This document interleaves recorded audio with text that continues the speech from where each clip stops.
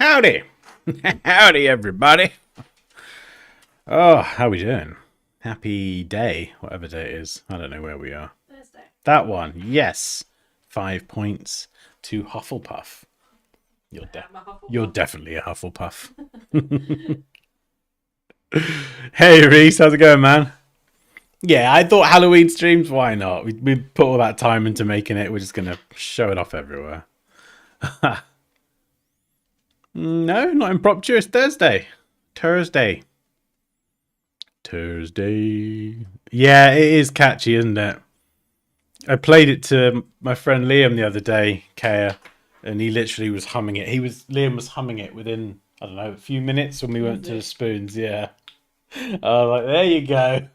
That'll be stuck in your head now. It's very catchy. It is very catchy. Monster Ski. I'm on a field trip with my niece going to an art museum. Oh, that sounds fun. Well, enjoy your field trip. Right. I'm way too hot. I'm actually going to put the fan on. Oh no. Yeah, fan on or door open. One of those. Sorry. Let's do the door. Yeah. Oh, I need- that I need airflow. I need airflow. Just got to make sure the cats don't jump up and knock the juice everywhere, which is probably going to happen. There we go. Slight foreshadowing. Right. Yeah, we're going to carry on from where we were the other day, which is working on this. I was hoping I'd have some time to really work on it. I've had about 20 minutes so far. All I've done since what you saw last time was hide Monsieur Flaming Skull for a moment and just try and recenter the lake and kind of arc these sides up. Not entirely sure where this is going, but I do want to nail the idea down so we can get on with the fun stuff. Not that this isn't fun, but it's I want to get going. We had Flaming Skeleton Bride thing there. We had Castle in the lake there. So yeah, we've got a few ideas. A few ideas cooking. Also, before we start, because I know I'm going to forget once I get going, I sent out an email yesterday about potentially putting together a new 6-week Pro Designer Blueprint program, which effectively is going to be limited number of places. I'm thinking maybe 10 to start with, but we'll see.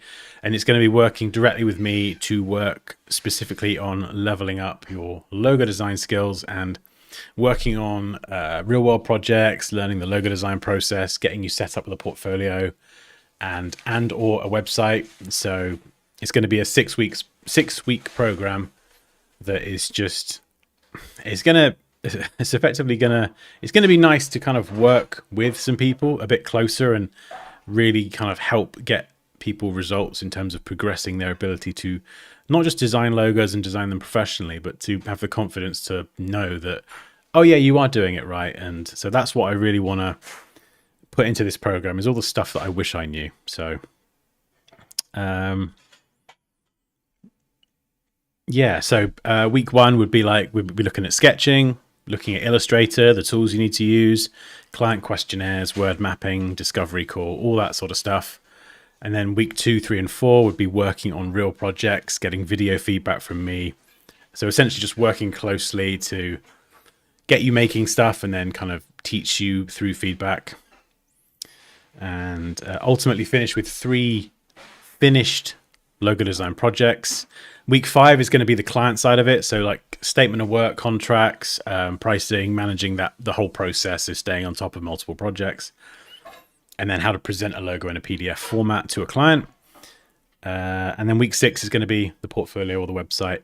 And then a UI UX audit from me, because I've got a lot of experience in UI UX. So it's just going to be like once you've made it, you've got your logos that you made throughout the program. You got your portfolio or your online site, wherever you want your presence to be. And then we're going to go and look at the whole thing together and tie a nice little bow on it. So I'm really excited, actually. I think it's going to be very, very transformative. So all that waffle leads me to just say that the link is pinned at the top of the stream. So if you do want to level up your logo design game and learn how to design professionally and just all that stuff that I just mentioned. There's a link at the top just to sort of say, hey, I'm interested. And it's been really positive so far. There's about 100 and, how many people? 112 so far. So 112 people have just sort of signed up with their email and just said, yep, this sounds interesting. So it's really just to kind of stay updated as to how that develops. But yeah, it'd be nice to, it's great teaching Photoshop and Illustrator because it's like you can do so many different things. And we do illustration, logo design, graphic design, web design. We do all that. But it's the first time I'm actually going to be able to say, we're just going to focus on one type of design. And even if you're a beginner or you've not got very much confidence, that's fine. That's fine. Just bring what you got and then we'll sculpt you together. Yeah, it'd be fun. Oh, you like the song? Oh, good. Hey, Kalule. Right. Okay, so we've got, yeah, the landscape's coming together. There's sort of a story here. I mean, either a giant died or an old species. Maybe pumpkins took over. I don't really know. Should they have faces on? I kind of feel like I want a focal point of some sort. And I am actually going to... There's a few different grid systems you can use for layout, but one that I always love to use for most things, even logo design, is the rule of thirds. So I think we're going to do that here. So we just got to divide this into effectively 3 columns and 3 rows. So height, what are we doing? 4,000. Let's pick a funky color. Let's go good old, some sort of cyan-ish color. That'll be good. And actually, what am I doing? What am I doing? Yeah, there we go. Let's just use this instead. Oops, wrong option. Where is it? New guide layout. Yeah, there we go. Much easier. Let's just do that. Columns 3, rows. Just use actual guides. There we go. Much simpler. Yeah, clear existing guides. I don't think there are any. Yeah, and then I'll probably get rid of these ones on the edge because I don't really need those.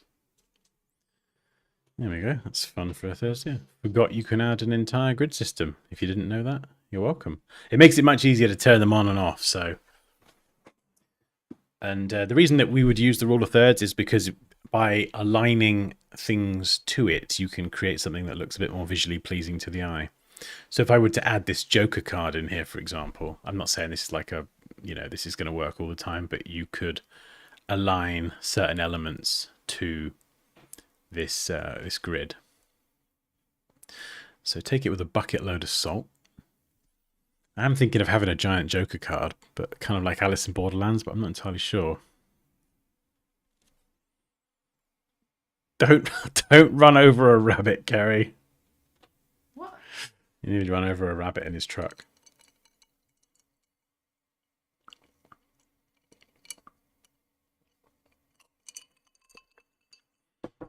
I don't understand why Illustrator and Photoshop can't just have the same grid system. Well, because that makes far too much sense. I want to know what this affinity thing is.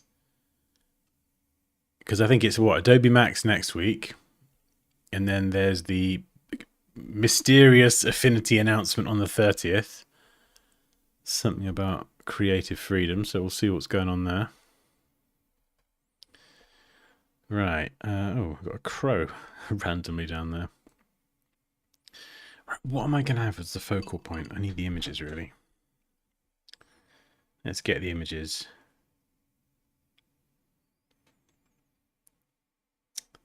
Right, let's bring these up. So this is the competition, by the way. I haven't actually mentioned that today.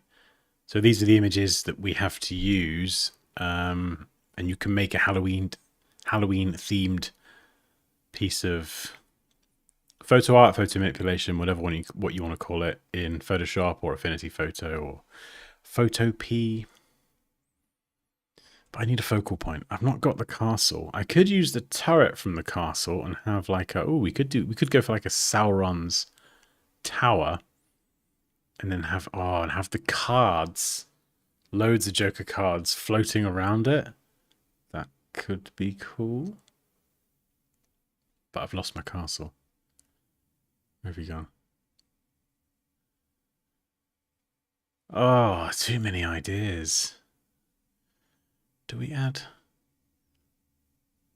Castle? Castle fits in there quite nicely.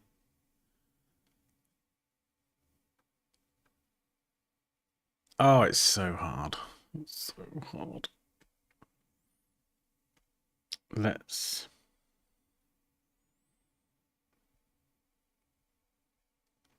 try plonking this in.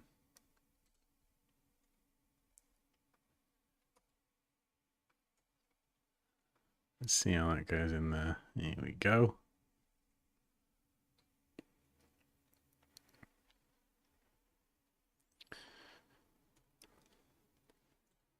Yeah, so you could do something like that. Coming out the lake.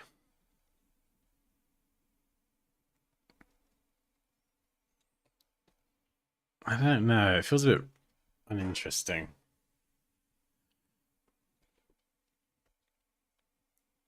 I like the idea of the floating cards, though.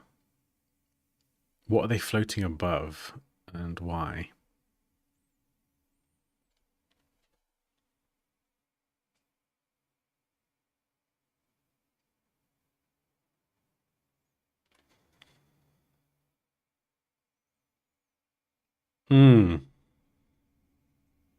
We'll see what happens. Hey, Nick, how's it going? Are you going to make fun of my entry, Dan? No, of course not. That didn't really sound very sincere, did it?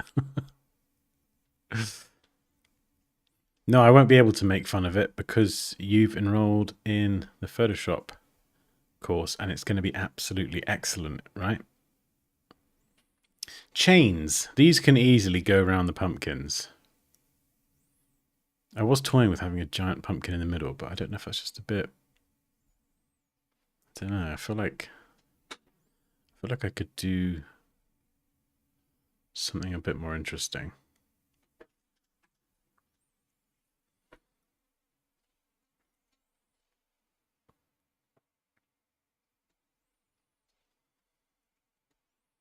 Yeah, if you go to Dansky.com, scroll down a little bit, there is a card where you can click on to join the community and it will take you to the link. So you just have to click on that, pop in your name and email, and then you'll get an invite to the Discord. What goes in the lake? What about a skull? Because I had the flaming skull before. I do like that. What about if you were floating in the lake rather than just floating? So it's almost like the remnants of some kind of giant beast thing. Just floating in the lake. Oh my god, a cat just appeared. Down you get.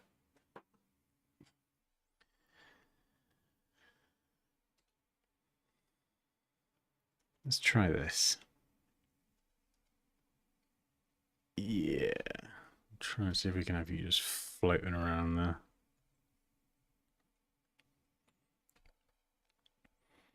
I don't know. Maybe. I think. What do you think?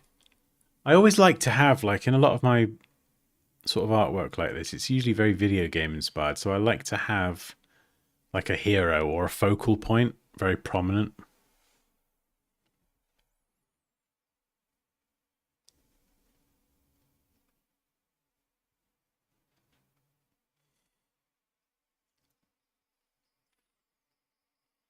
That's all right.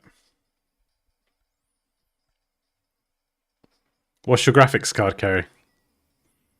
Didn't get past module 2. Come on. Module 6, Andrea. Jump straight to module 6. You'll be doing this sort of stuff in no time.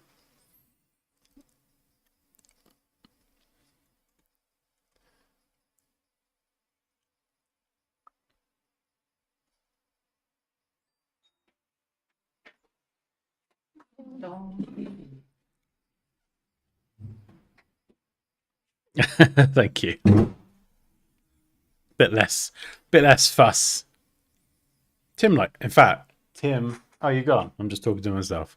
Never mind. I was going to say Tim and Liam liked my haircut as well, but she's not here anymore. It's just me talking to you. Skull bigger. You need to be bigger. I'm going to have to make the other bones bigger as well. Tim and Liam like my haircut. Tim and Liam like my haircut. I like your haircut. I know. I know you like it. You love it. That's the end of this conversation. But I also like it longer. No, you don't. You think you do, but you don't.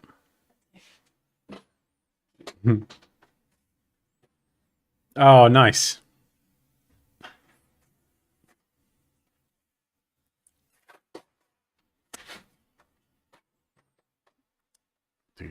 Right. Skull in the lake. Oh, that would create some nice reflections. Do we put the crown back on his head?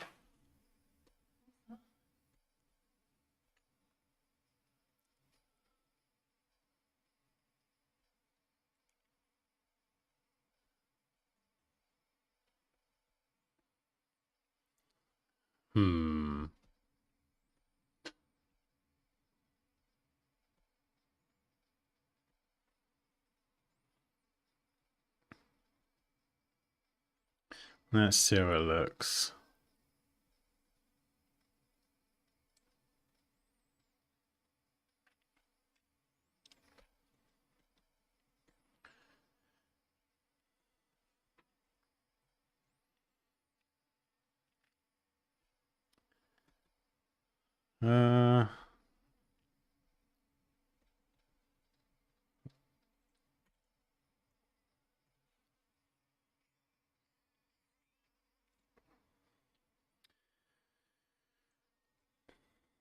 I think the landscape needs to be a bit wider. I need to make the lake bigger.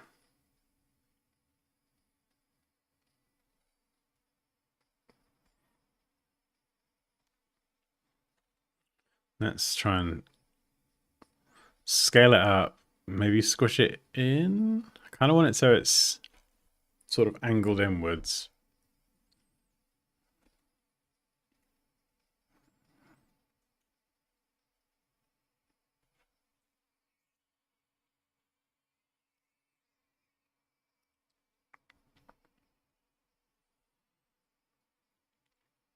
Yeah.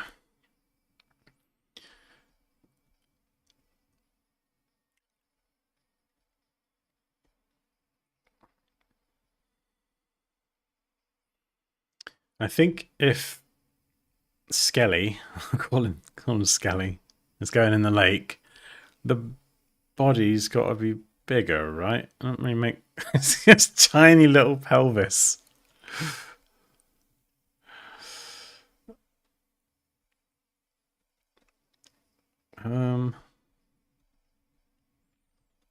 Yeah, maybe like going up there.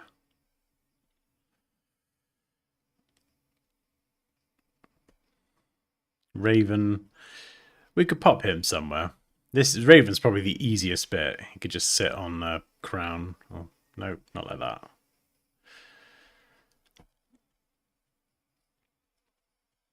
Yeah, little Raven friend. There we go. I'm just gonna sit on your face. Wait, that sounded weird. Sit on your eye socket. There we go. That's better.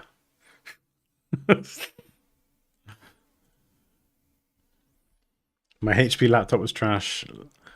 The Lenovo screen broke, and now I have a Dell, and it's the best laptop I've ever had. You love it, so amazing. Hey, Carl.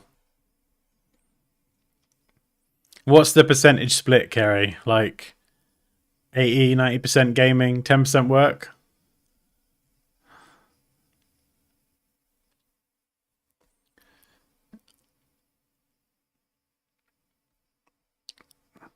Raven's got to be little, I think.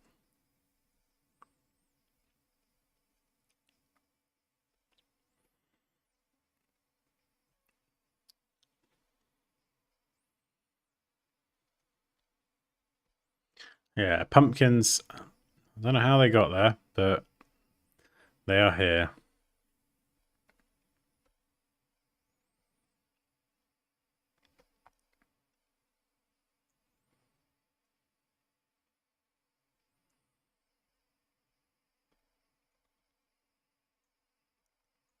Oop.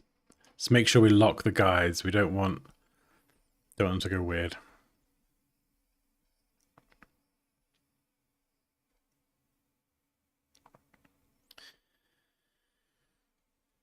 Something like this should be pretty good. So have the tops of the pumpkin coming out over the mountain. It just sort of gives the whole thing a sense of depth. The castle's in the background. We're going to have to play around with some depth of field here. So the focal point is going to be on Skelly in the middle. But it is it's like quite a wide landscape shot, so we can't go too hard on the depth of field because it will look weird and fake. Even this sort of thing with a wide aperture isn't going to blur everything too heavily.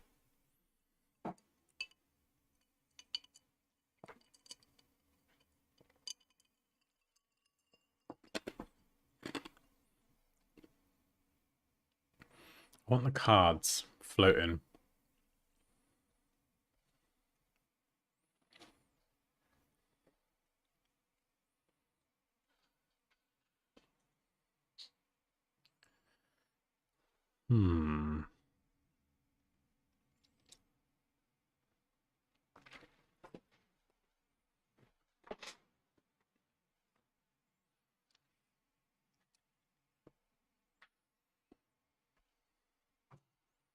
Add some gold detailing to the skull.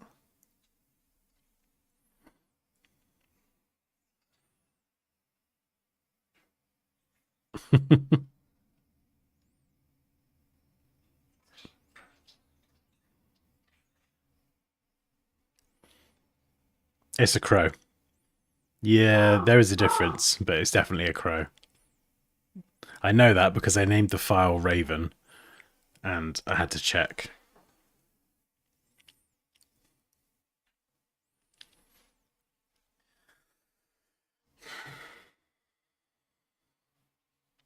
Actually, where's my lake? I've lost my lake. Ah, there we go. I knew there was something missing.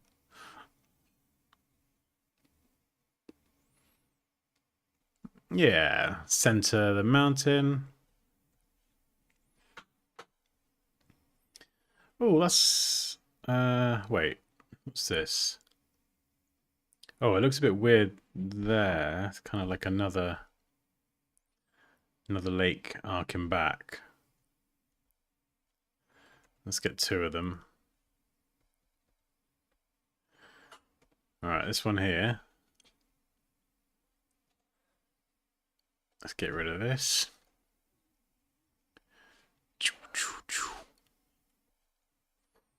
Yeah, there we go.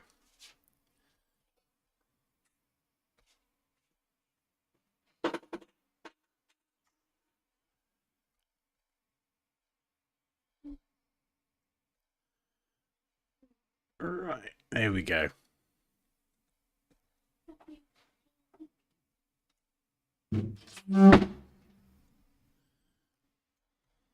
Nice. So, call this lake. Distant mountains.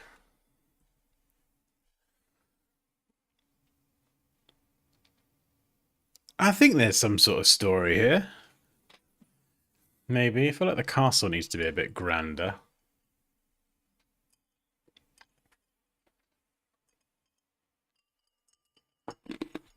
I like how it all leads down to that focal point though.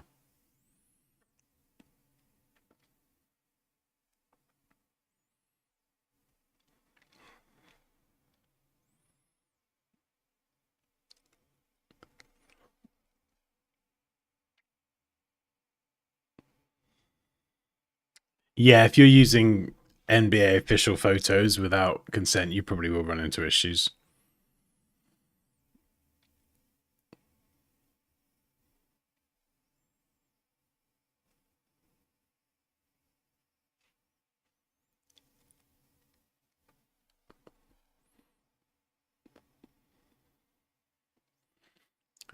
Actually, I quite like this. I quite like this. I just need to... Oh, crap. Where's the bird? He's floating.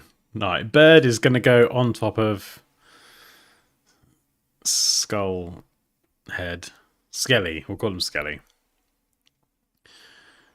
Could have a few. Oh, we could have some baby crows. It could be like a little crow family. It made his nest in his eye socket. That could be lovely, couldn't it? Where's the Joker card going to go? Unless...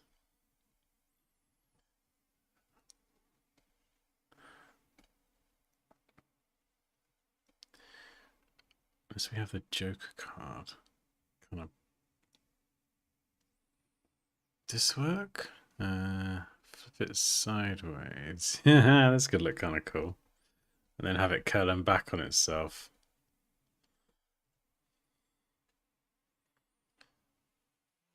You could have a bunch of cards just floating around.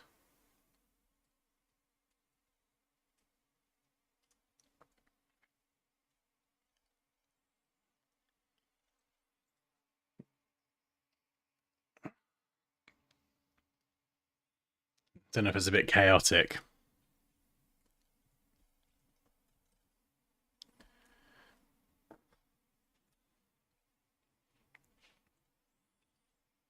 In the crow's mouth.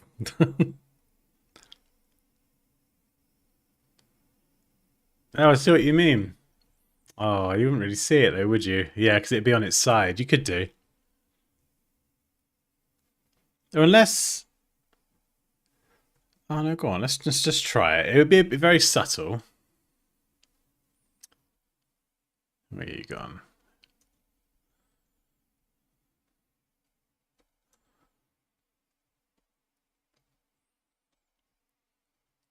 Something to the effect of this.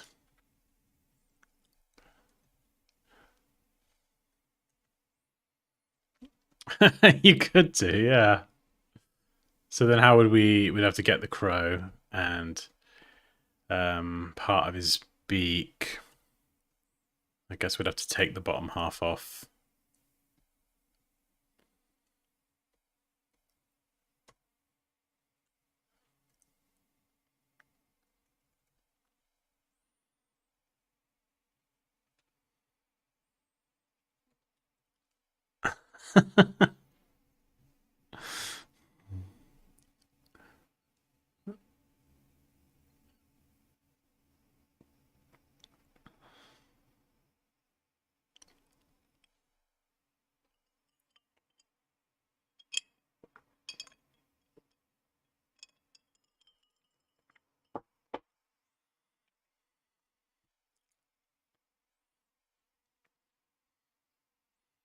Yeah, I think a simple way of doing it or thinking about it in terms of imagery and copyright is who owns the image, not who the photographer is. What company owns the photo? Oh, we could have the skull flaming, still flaming. And if it's not you and you haven't purchased any sort of license or whatever, you probably can't use it. That's probably the easiest way to think about it. If someone found out you've been using it, would they get a bit cross? It's probably another way of thinking about it.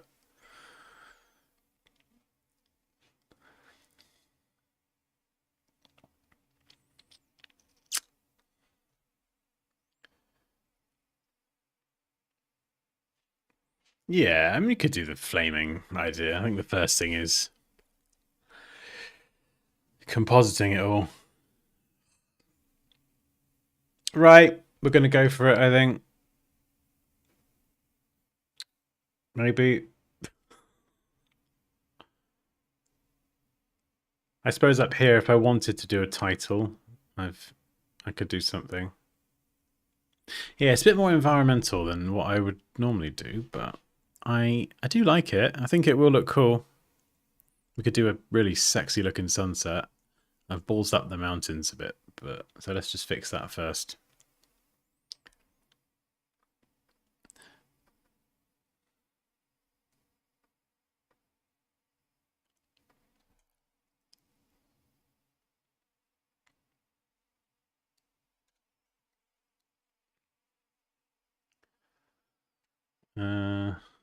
Right. Oh God, what have I done?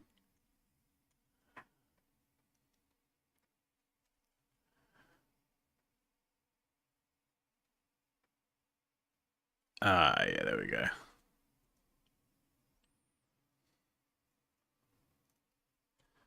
Let's just get that back in the middle.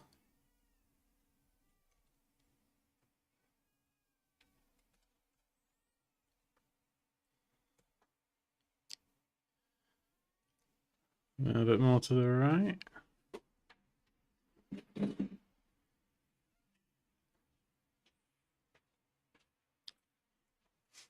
Yeah, we're pretty much there, I think. Oh, what is that? That's some weird thing. You gotta watch out for this. Weird lines. Oh, there they are. Sky. Ah, it's the mountain. Yeah, we definitely don't want them.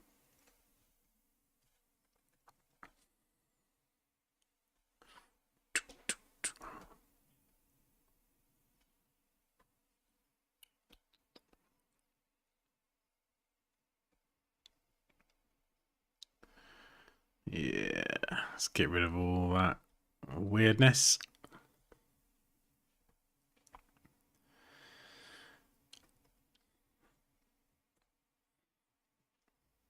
Right.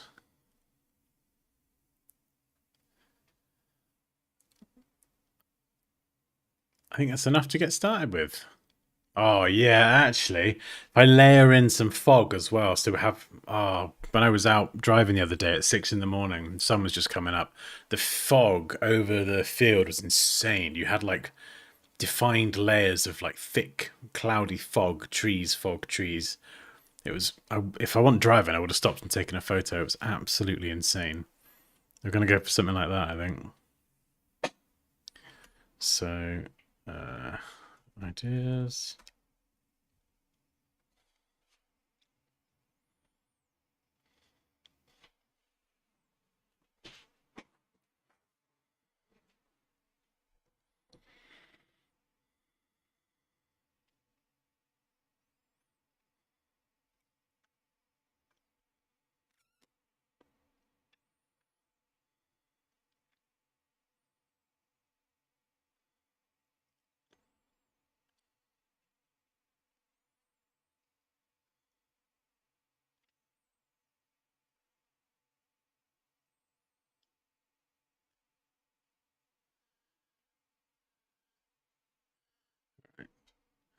Get the screen recorder running as well, just to capture the process.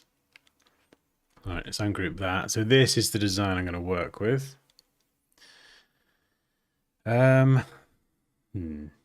Let's grab all the other layers for now, because there's lots of bits and pieces left over, and this is going to make my life considerably more complicated. So we'll just grab it all for now.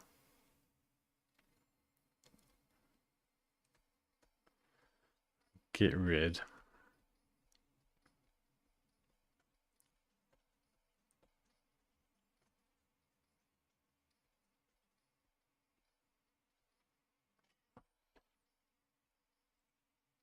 Call it other, and we'll send it to the bottom.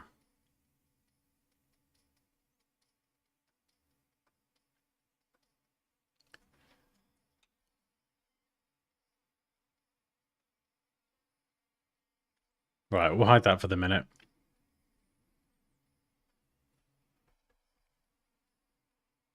Let's go and name everything. Teeth. We don't really need them.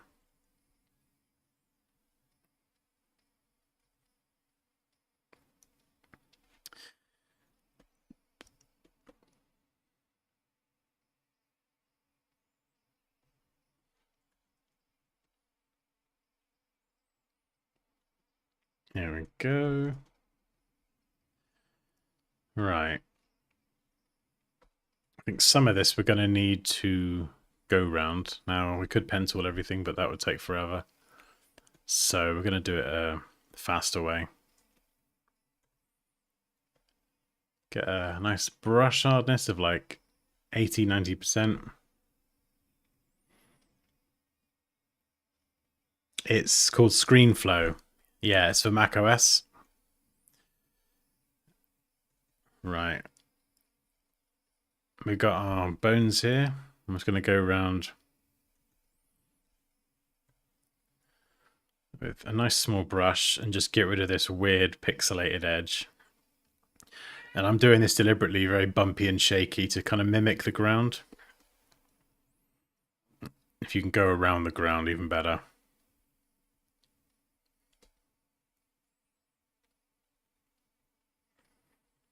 You can always refine this later on, but we definitely don't want a pixelated edge.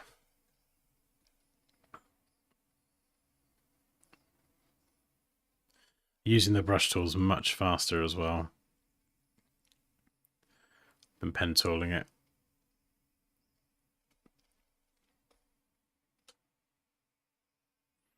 And you see, it doesn't matter if we're not perfect. This is going to be blended anyway.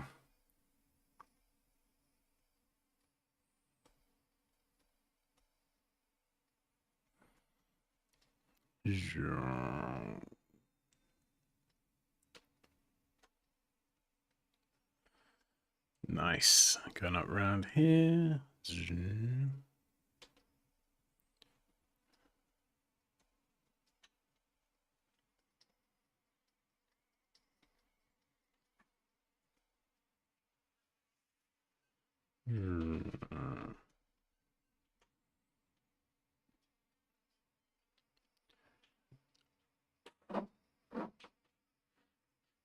Yeah, perfect.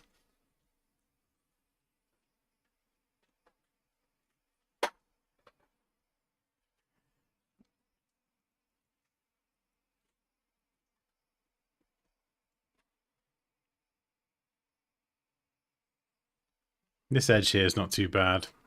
Some of this just needs a bit of a cleanup. And this isn't really a focal point, so I don't want to spend too long on this.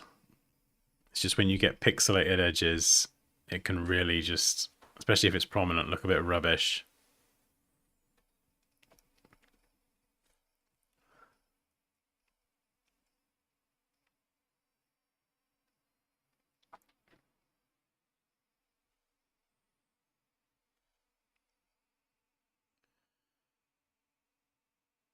Yeah, let's go around.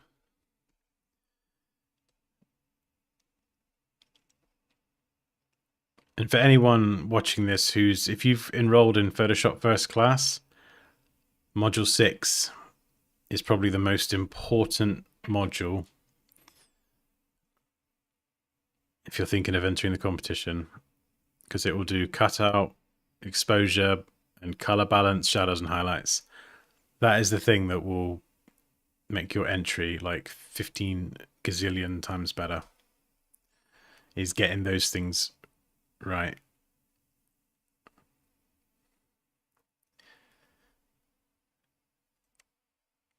And if it's anything like past competitions, they're the things that a lot of people will miss out or get slightly off. So, yeah, balance, exposure, color, shadows, and highlights, and obviously composition.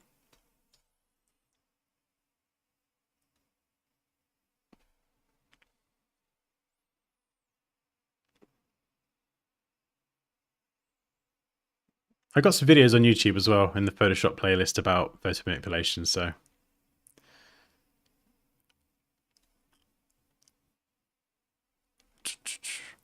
Yeah, bone. Let's go around there.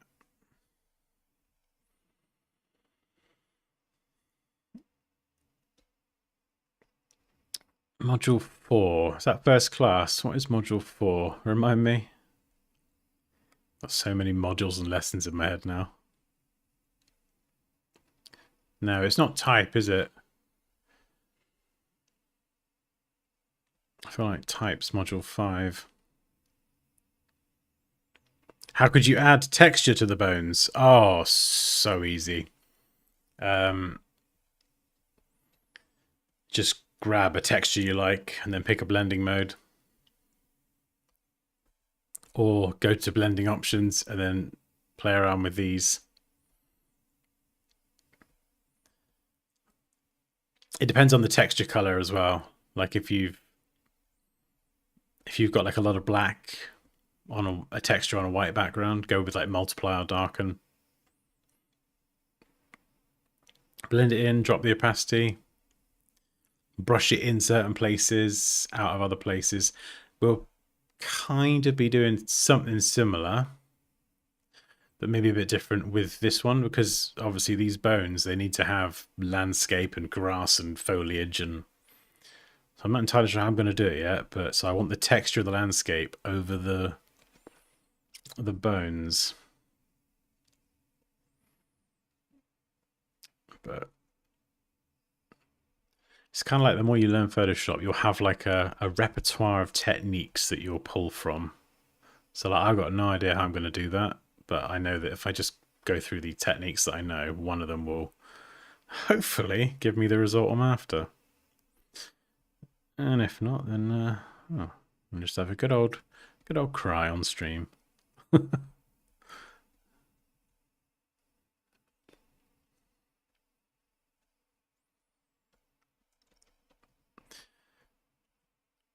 going to try and speedrun this, because cutting out a skeleton is not what I want to spend the entire session doing.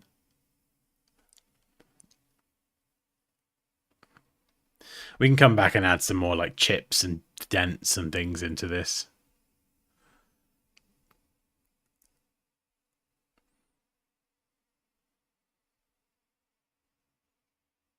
Yeah, you see on the pixelated edges, it just looks like frayed and blurry and a bit rubbish. So we definitely don't want to have weird edges.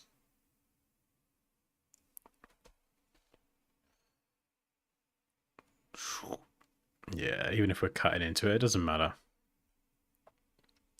If you have like a product, like a manufactured thing or something made of plastic or metal, then you can use the pen tool. Oh god, look at this edge here. You see what I mean when you zoom in? So crap. Yucky, yucky, yucky. And then the landscape here. We're going to try and follow the landscape. So, oh, perfect. I've got an idea. So to make it look like the bones part of the landscape a bit more, we're just going to do maybe something like this.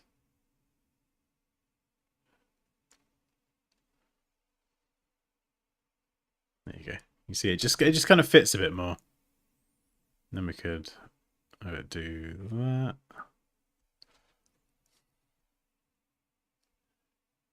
Bump it up a little bit.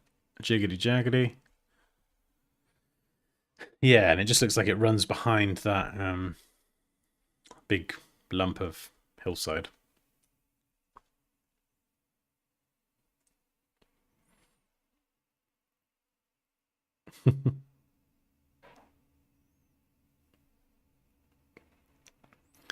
Do you get extra points for trying? I mean, you can have some points if you try. I don't know about extra. I think extra, you kind of gotta go. You gotta bring a bit of extra to your game if you're gonna get the extra points. Do you know what I mean?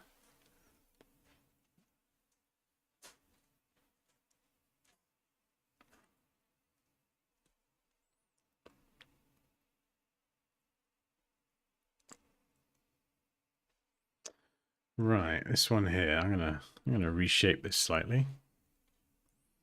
Just do a bit of pelvic surgery there. There we go. Nice.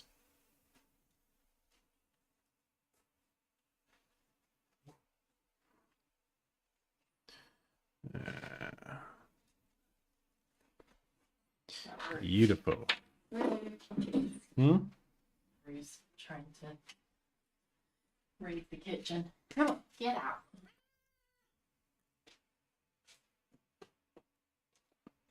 We'll get rid of those screws in a minute as well.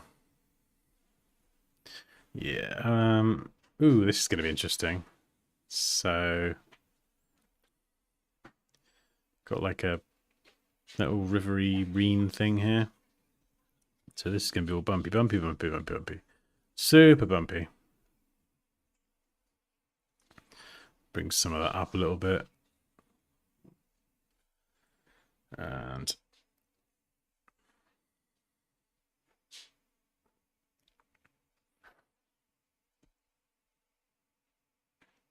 bring it across, bring it in.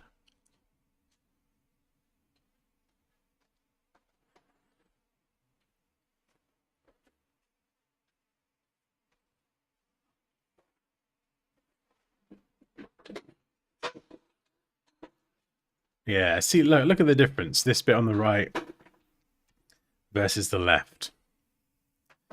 Like when you work on this sort of stuff, you've got to think about it in like realistic terms.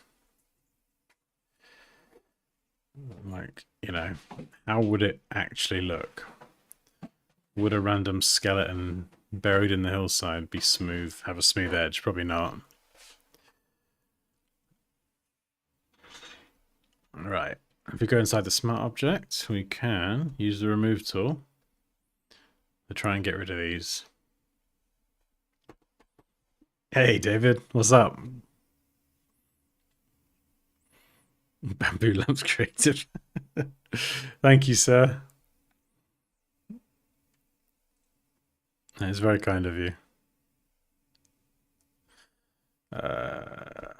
Right, let's get rid of these screws, I think.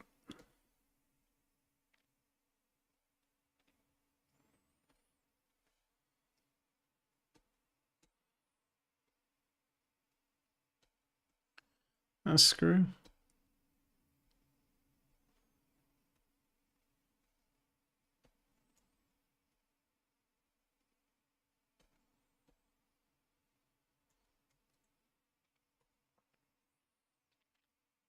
Oh, that's annoying. It's completely screwed up my mask. Why the heck did that happen?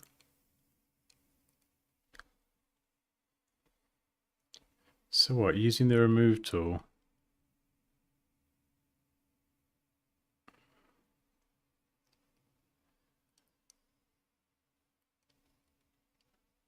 Generates an entire background. Well, that's a bit silly, isn't it? Okay, we'll try something else. This is the only use of generative fill that we're allowed, is to select an area and just click generate and use it to remove things.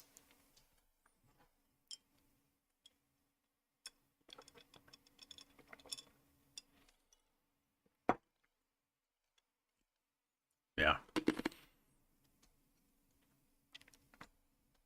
Usually it's the remove tool or that generative fill that it does a good job. I don't know why the remove tool is being weird.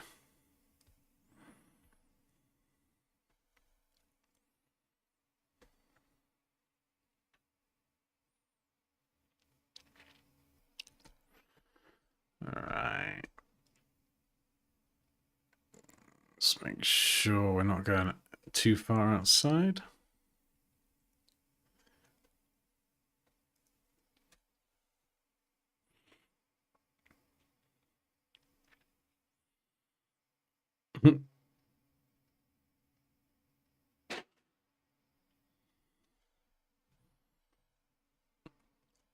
Yeah, it's not technically difficult, is it? You could use the clone stamp or the healing brush, but it's just so much faster doing it this way.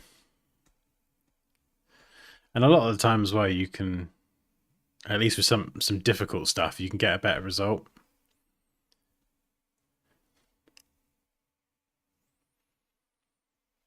Yeah, that's probably my favorite use of AI in Photoshop as well. It's just kind of automating the tasks, not doing the creativity. Yeah, see, this isn't allowed. It's generating new stuff. Just do the boring things. Like I don't use AI to power the insanely new good cutouts. That's a good use of AI. I like that. I don't want to spend ages cutting stuff out.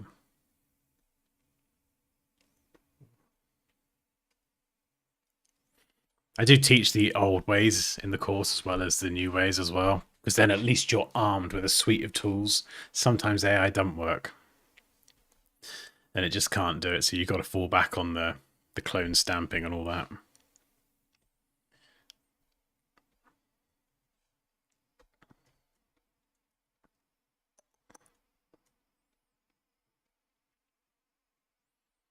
Right, let's speed run this. I want to get to some compositing today. What are you? Are you a little bit of lake hiding there? You are. Cheeky.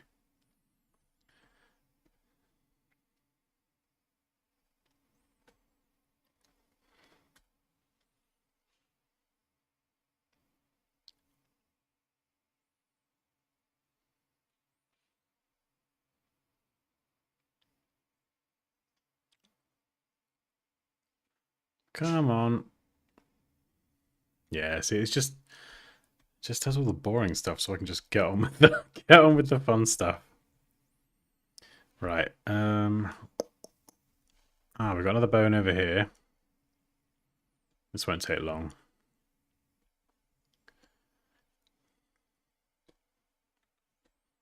Okay.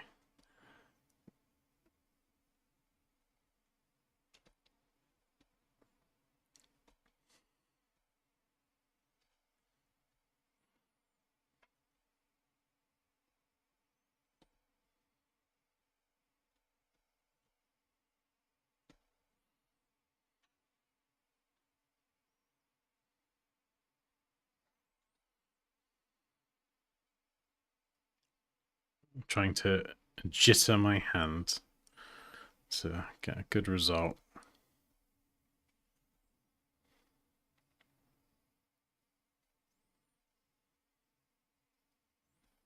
Oh yeah, we'll have it arced up like that. Then we could do a little bit of shadowing underneath.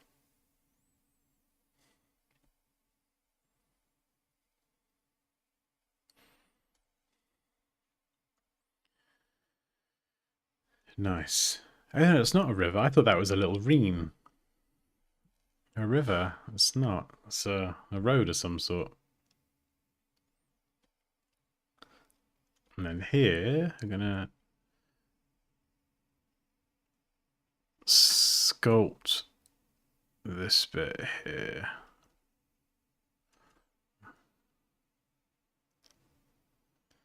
We're going to bring it in a bit and then pronounce that a little bit more. Bit more bony there on the end.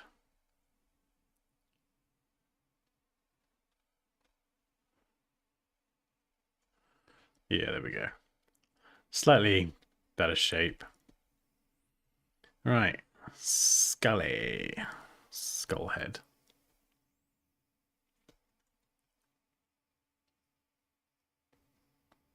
Might keep that little rim along the top.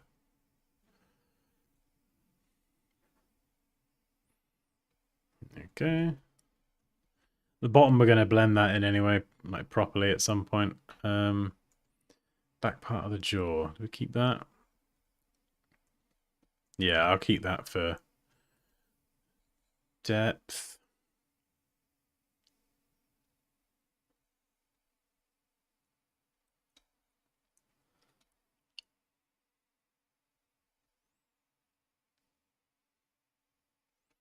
It's a little bit pixelated at this sort of zoom, so I might have to like paint a bit more of Skelly. Maybe blend in some texture to hide all the pixelation. because it doesn't look great, but zoomed out here, it's sort of acceptable, maybe. There's a few ways we can go around it. We could blur the majority of it, and then that will blur the pixelation. But then obviously we've got to like use techniques to harden up the edges. So you've added pumpkins in the eyes of the skeleton. Nice.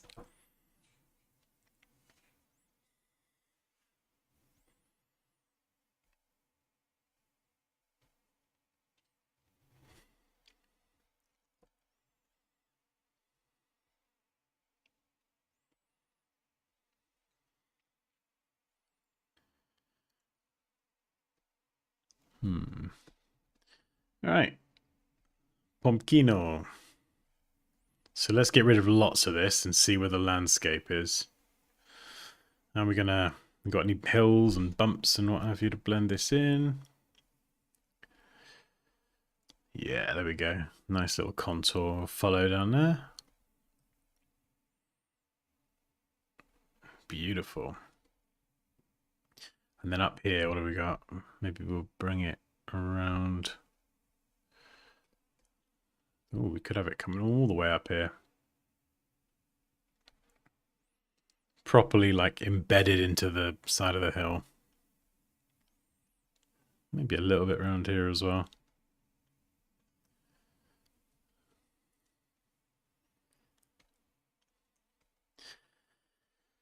And then again, just a really tasty edge. We can come and roughen that up later. If you've got more time and patience than I have here, just use a smaller brush and just twitch your hand and you'll get like a shaky, roughened, more organic edge.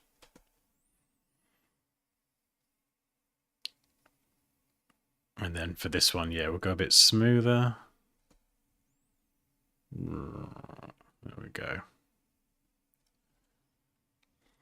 Nice.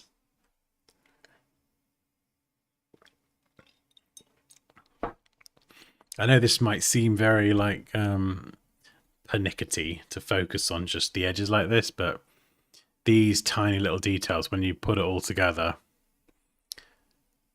it does make a big difference. And especially if you've got like a pumpkin as the main focal point in your image, if the edges are crap, it's going to stand out so much. More than if it's like spend less time on the sort of the background elements and the incidental stuff. But if you have like the pumpkin as the hero of your image, you want it to be very good.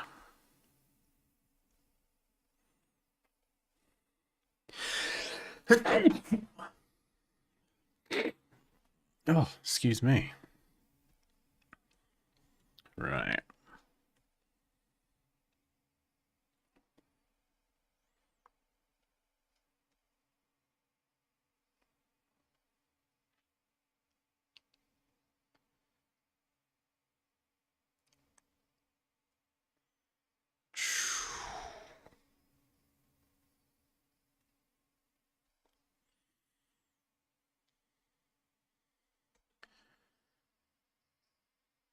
Nice.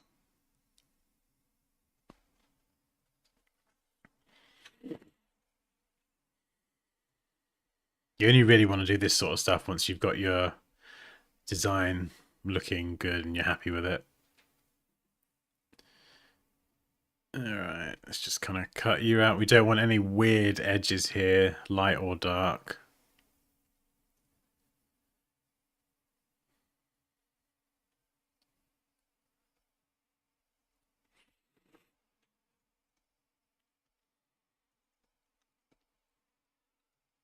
Yeah, we'll go around here as well.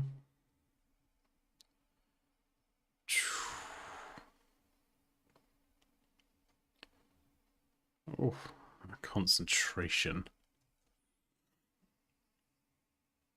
Right, we've got a bit of a glow here from the sunset. We're actually going to get rid of that because I'll add my own lighting effects and things.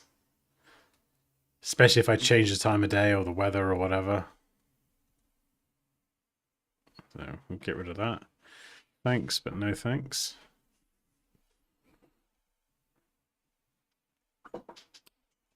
What's this? That's fine.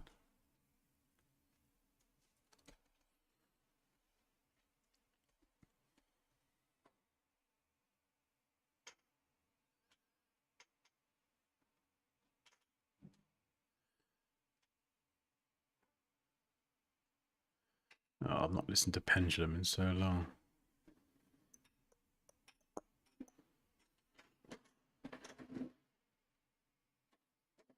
Oh, it's like I'm 20 again.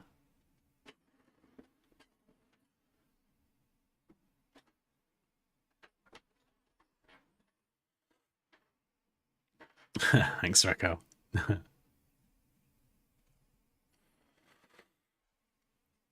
Okay. Castle, castle, castle.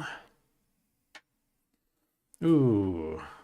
The lake going off in the distance is quite nice. Castle could go up on the cliffside.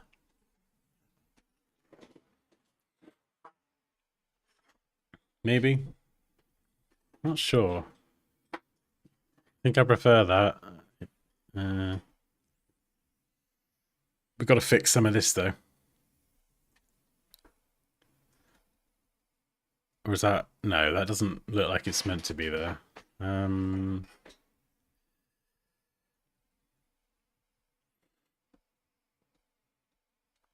Let's grab some land. See if we can just fudge something.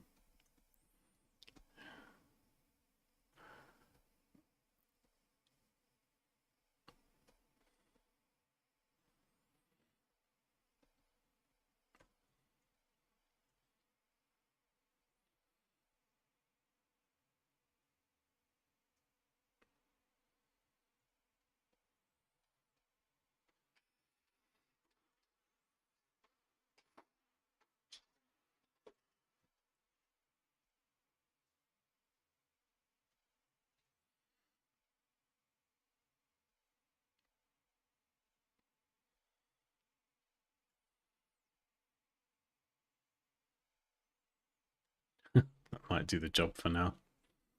Come back and play around with that later. Yeah, I think we'll leave castle off for now. But we'll retouch all of this anyway. And then if I want to turn the castle back on, or if I keep the castle like gone, then I've still got like a usable background here. Whereas if we keep the castle there and retouch everything with the castle and then get rid of it, there's going to be this weird gap. So, compositing time. Right. So compositing is where you blend 2 or more images together. So this is worth practicing and getting right with 2 images, because when you can composite 2, you can do 10. If you try and composite 10 and you build a crazy scene and you've got a really good idea, but you don't composite, if you can't composite 2 images together, don't even go for 10, because it's just not going to work. Get good at compositing 2 images first, using what I'm going to show you now. And again, if you've got the Photoshop First Class course, we cover this in module 6. Dark ambience. I used to rely on loads of effects and like lighting effects and rain and all sorts of other stuff to hide my dodgy retouching. It used to be like I used to have like an effects layer, and if you turn the whole thing off, it just a lot of the time looked awful. The color wasn't balanced correctly and everything. And then you turn that folder back on, and then it's like, oh, okay, it's cool, it's fine now. But the problem is, if I have that layer that makes it go from bad to good, makes it very difficult to continue working on something, because, you know, do you carry on working on it with the effects layer on, which is really difficult, or do you turn it off and then you're kind of working blind, and then you turn the effects layer back on and you've got no idea how it's going to look. But yeah, first of all, what we've got to do is balance the exposure. So we're going to go hue saturation. We're going to strip out all the color. we want to balance the exposure without any color in play. If you've got color in there as well, it just makes it even harder. So we've got to decide what we're balancing to. So I think the landscape is probably the most prominent and correct thing with the mountains and the landscape and blah, blah, blah. So we're going to balance to that. So we're going to leave the landscape alone, and we'll start with a pumpkin. Now you can do this with curves or levels. It's entirely up to you. You can do exposure as well, but I do like curves. We're going to clip this to the pumpkin layer, so we're only changing this one thing. And effectively, you want to look for the dark, medium grey, and then the lighter areas in the background. And then try and match the pumpkin, in this case, to the background. Now, this is a bit of a weird one because we've got the foreground here, the hills are all green and everything, and then the background, it's got like a haze over it, so it's very, very different. But we're going to match the pumpkins to the environment that they're in. So we're going to try and... You'll see the difference here in a minute. So at the moment, the pumpkin just... It looks out of place, right? We want to blend it in a bit more. So we can grab this and play around, but we can also grab this icon here and just click on these parts of the pumpkin and drag up or down and make it lighter or darker. So I'm going to look at like the darkest parts of this image, so something like this. And then look at the darkest parts of this image, and you want to balance the darkest parts of both images together. And do the same for the midtones, which is kind of like those medium greys, and the highlights as well. So if we do this, you can see it doesn't look balanced. So I'm just going to very carefully do this.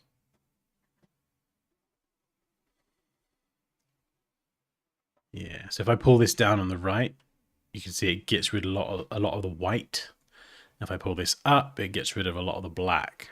So if I was going to stick this pumpkin in the background here, I'd bring this up and it would have that same kind of hazy effect. But we're not doing that. We're putting it down here. So these lighter areas here, these kind of whites, I'm going to bring them down. And just bring the whole thing down. So if I turn the black and white layer off and on now, you can see the before and the after. Now, I'm not saying it's perfect, but it's damn sight better, isn't it? Now, the color isn't balanced, so we'll come back to that. That's the next thing. But remember, we're just balancing the exposure. Right. Basically, because we've got all these different images that are shot. Yeah, new haircut. Hope you like it. They've all been shot under different lighting conditions, and the light might be coming from different directions or whatever. We sort of have to balance them first before we start doing anything. We have to sort of put all the images and their exposure on like a level playing field.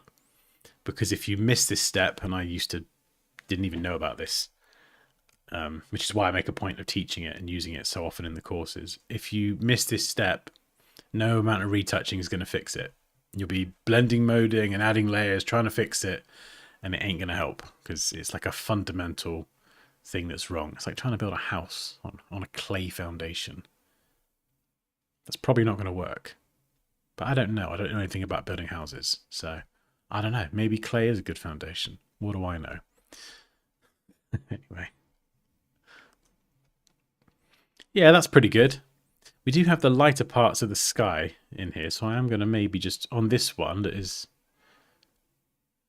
Yeah, just bring back a little bit of that light in there. Now, this isn't adding shadows and highlights, by the way. We're going to add all that stuff manually. You can see how yeah, look, this one just stands out so much. So this one's going to need a bit more of a darker treatment, I think. Ooh, that might be a bit too dark. Yeah, they're pretty good. And then the skeletons. Let's do the same thing again.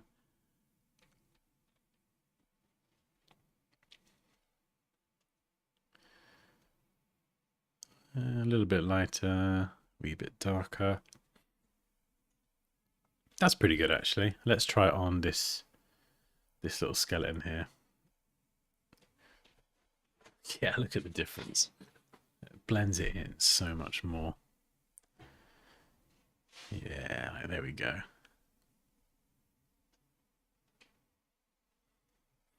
Oh man, what a crazy difference.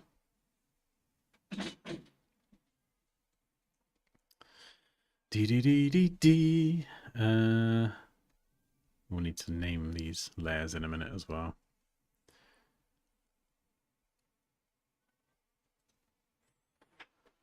There's a crumble. Uh-oh. And obviously different parts of the image, some of these will need to be balanced differently depending on where the light is and where it is in the image and how prominent things are. Yeah, that's pretty good. So if we then turn this off, you can see the difference. Color-wise, we're not quite there yet. But the exposure is considerably better balanced. So it looks less like we've just cut and pasted an image into another image. So you see here, that's what it looks like, completely unretouched. It looks weird, right? Like you've just gone and plonked it. Whereas that, we've still got a lot of work to do, don't get me wrong, but it blends a lot better now.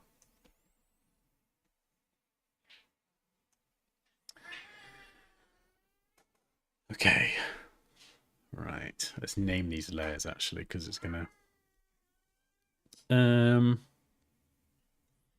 bones and pelvis. Yeah, we're gonna name these because it will get really confusing.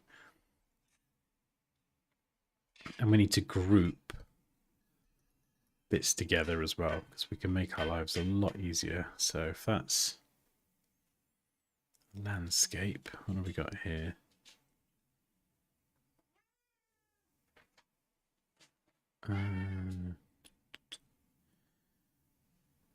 Goodness me, lots of landscape. We'll call that landscape. Just leave that in there for now. Castle, we'll come back to that. What are you? We'll call you ribs. I don't know if it is a femur, but we're going to call it femur. Bone is a bit too generic. We've got our pumpkins named. Crow and Joker. Oh, they're all named. Crow looks weird because he's got this weird pixelated edge and this kind of white halo glow thing around the edge. We've got a pretty good selection of Crow actually. So what we're going to do, and he's quite small, we're just going to make a selection here of the layer and then go modify contract by 1 pixel. Nope, that's too much. Okay, we're going to contract by 0.5 pixel and then add another layer. You can see it's totally got rid of that like white glow around the edge. And then we can, yeah, we come back and do the card and his beak and everything. That's easy enough. So yeah, that's looking pretty good.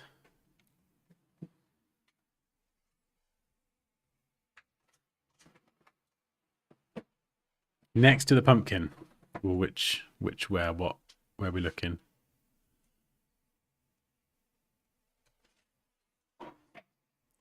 Why is the crow so small? I mean, we could make him a giant crow, I suppose.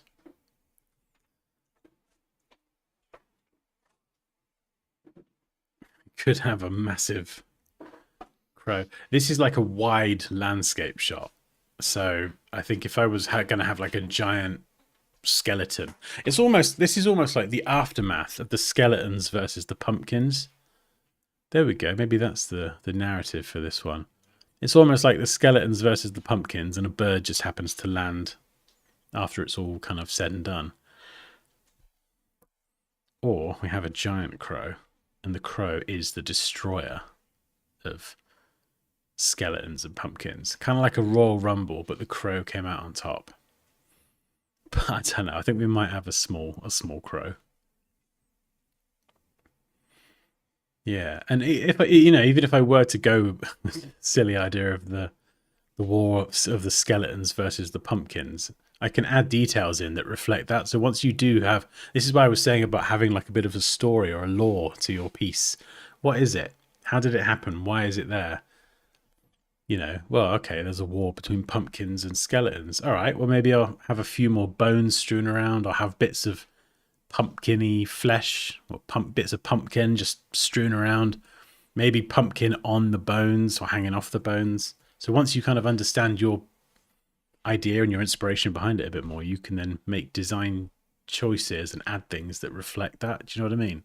It's almost like a bit of visual storytelling, you know. I think I'm going to go with that. The war between the pumpkins and the skeletons. The bones versus pumpkins or something. And then I'll add in loads of detail that reflects the aftermath of this great siege. I see peasants down there. Is that people? It's people on a little school trip or something. Or I don't know, maybe they got lost. My goodness, what is this? A giant femur. We're going to have to get rid of them.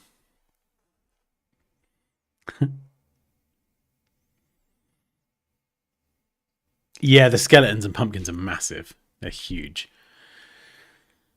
That is the idea. Maybe the castle could go there. Actually, that feels like that feels like a really good place for the castle. Yeah, like it connects to the bottom of the river thing. It's at the base of the mountain, so it doesn't interrupt that. And yeah, that does feel like a really good fit.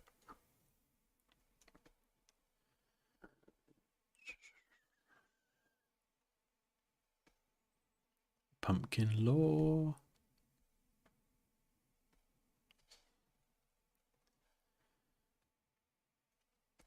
Yeah, so same here. We're going to go around this edge.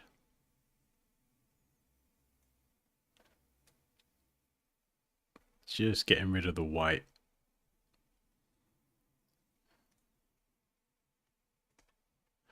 What are these things here?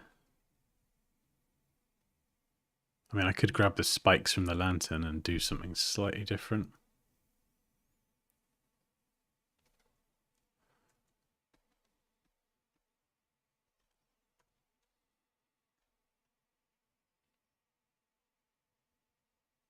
Nice.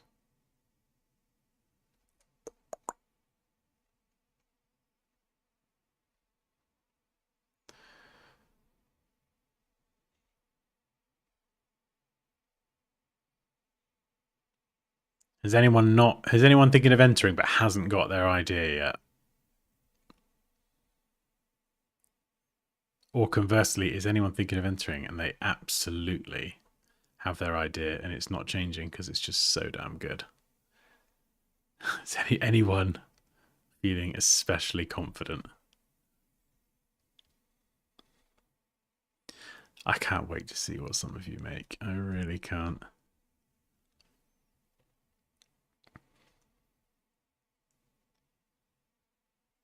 Especially, I know how some of you have progressed in Photoshop as well. Some of you have gotten so good. And so this is, yeah, it's been a while since we've done a competition, so this is going to be exciting.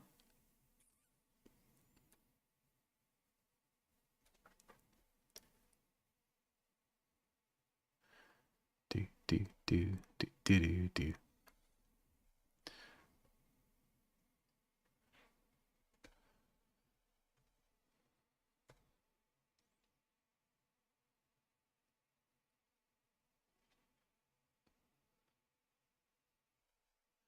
Yeah, some of these white lines around the edge are horrible.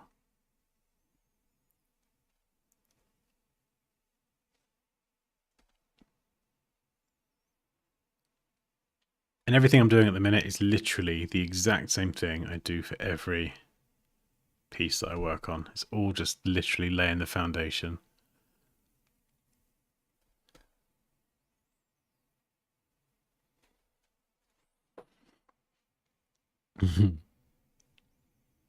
Yeah, I think you're right, Care, actually. Yeah, that's good. That's a good point about the castle, giving everything a sense of scale.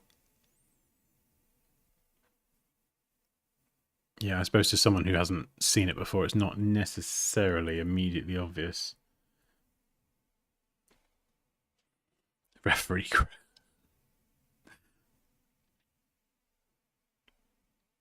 My idea is damn good if I can pull it off. Big if.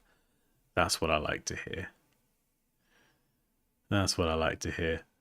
That's still how I feel a lot of times with some stuff, especially hard stuff. I think this is going to be not too difficult, actually. I hope. But like the Oblivion one, I think was the last really difficult one that I did. And you go into it thinking, can I pull that off?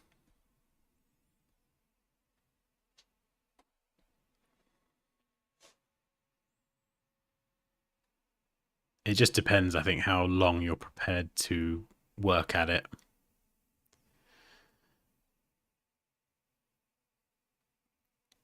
Although something that is definitely underrated is if you're working on a unique idea, it can be very difficult to find like advice on how to achieve a certain effect. So, you know, if it's like a technique that you could say, "Oh, Dan, how do you do this effect or this technique?" Or you could look up a video or whatever. But if you've got like a piece like this, and it was like, "Oh, I've got this old wooden door. How do I composite this into this image?" You'd be surprised how effective ChatGPT can be at making suggestions. If you explain exactly what it is you're trying to go for and then upload a photo of your actual design, it can be quite helpful. If you explain what you want to do. So if you do get stuck, like I'm not commenting on any entries just to keep it fair for everyone, but until after, like if you want feedback on your work after the deadline, then that's absolutely fine. More than happy to. But ChatGPT can be very useful. Or if you've got questions, like if you're seeing a technique and you want to include that technique in your entry, and you've got like a course lesson on it, you can ask me about that, and I'll still help out in that sense. Yeah, never do this. You see the fade here on the edge?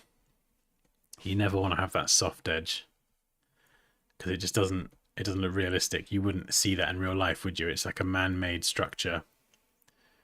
So we're going to go along the bottom and maybe cut it out and carve it into the landscape.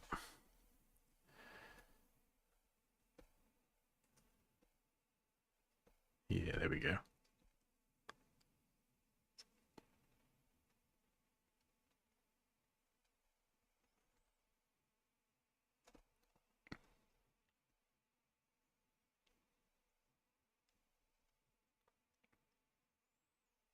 We could even blend some of this. Maybe some of these punchy greens, we could dull them down a bit and then... Actually, what have we got there? We got trees. Ah, we got trees and bushes. I do apologise. You can come back in. We can use you. That's going to help us blend those bottom bits in. We've got bushes that we can just make a bit darker. Oh yeah, there's loads of techniques. You can use the shift edge and feather it this way, and density. You can use the selector mask. There's probably, I don't know, like 5 or 6 different techniques that you can use to do to like shift the edge and soften it. The reason that I'm using this one, there's a few reasons really. One, it's quick and I'm using a stylus, so it's very, very quick and easy for me to do. And the other main reason is, as I'm doing it, I've got my hardness set to basically almost 90%. If you go 100%, it will look too sharp and unrealistic. If you have it any less than that, it's going to look soft and fluffy like I just showed you. So as I'm cutting it out now, the brush has got a slight little 10% bit of softness, which is much more realistic. You know, nothing in the real world is like super crisp, perfectly sharp, except maybe the edge of a sword. So, oh, is that a bit of... Oh, hey, we've got some bush. Oh, hang on, what have we done here? We gonna... Do we keep that? That could blend. Yeah, perfect. Actually, we're going to keep that. That'll blend beautifully. And maybe we've got any more bush. Hey, we got some bush over there as well. Oh, we got bushes everywhere. No, no, no, no. Yes.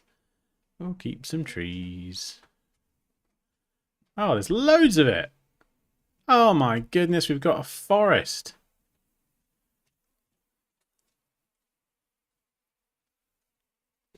Yeah, I mean, I might keep some of that, because then if we can just darken the trees and blend them in a bit more, that's gonna work very nicely. I'll just blend everything together. Maybe like that. There we go. Boom. Boosh.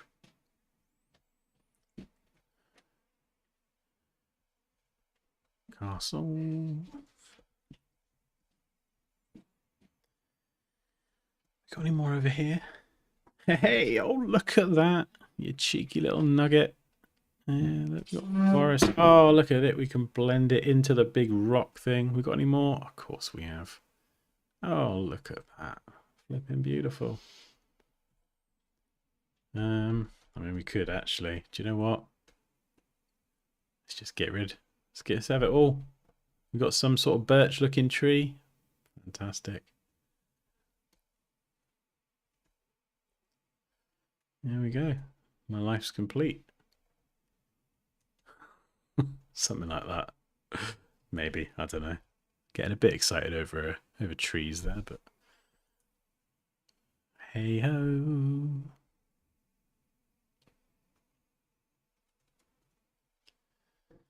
Let's have a look. Yeah, that's pretty good. We could shrink it down and stick it a bit further back at the base of the lake. That might just completely screw up all the retouching I've done, but if we just brush this back in. Let me put you back there.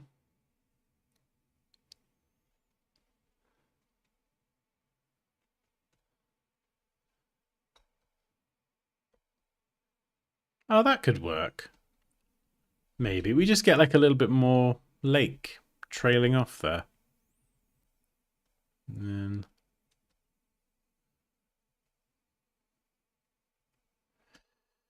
then let's go round the edge. Oh yeah, there we go. There we go. Yeah. So you just got foliage around the edge of the lake. And then like maybe some of that there.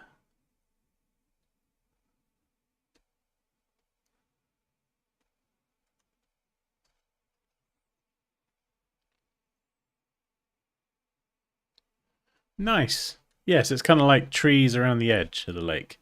That looks pretty cool. It's almost like it kind of snakes off into the distance and who knows where it stops. Mountain. I do kind of feel like I want a bit more sky.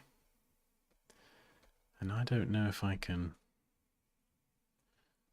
get more sky. I can bring the mountain down. If I move that up, it's going to do that. I could stretch it. It's a bit naughty. But there's not necessarily anything wrong with that. Rule of thirds, where are you?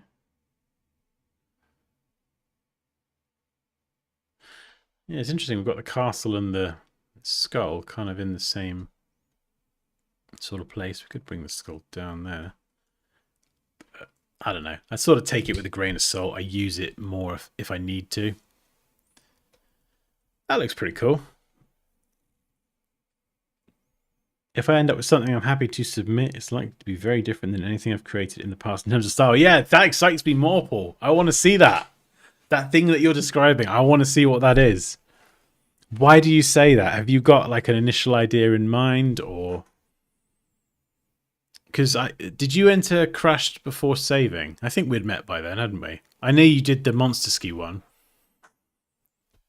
You had the entry of the scientist and the experiment with me on myself. Did you enter Crash before saving? Because that's probably the most similar competition, isn't it? Where we used a preset bunch of images.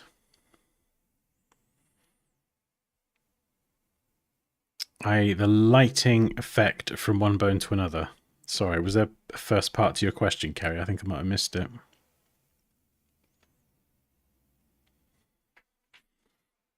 I am starting to do the hardest part, cutting and chopping the images as I need. Yeah, well, it's not technically difficult, I don't think. Selecting and chopping and masking, but I think when it comes to balancing the exposure and the color, which we're going to move on to in a minute, and then the shadows and highlights, they are hard. They're hard and they take practice. But it's one of those things that it definitely does take practice, because you can follow along with me or someone showing how to do it, but then when you've got to do it on your own design that isn't this, that's rearranged differently, it's like, okay, how do I get my design looking good? As long as you follow the same sort of steps in the same process, it's going to make it a lot easier. 100%. I think I do have a slight problem here, though, that I'm now noticing. And that is here, I've got different like exposure levels on the same bit of landscape. You see here, it goes from like being sort of very rich in color to being faded out. That is a problem. So let's get rid of all the dodgy land. And now I need this. I need more of this. Fresh landscape.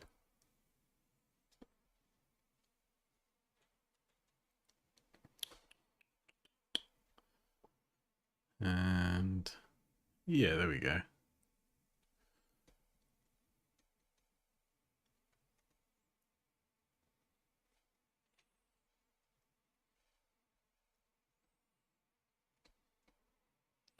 Oh no, it's tricky actually. Oh, that's really hard. Because it actually moves away from the camera. So how am I going to get around that? That's a damn good question, Dan. Do.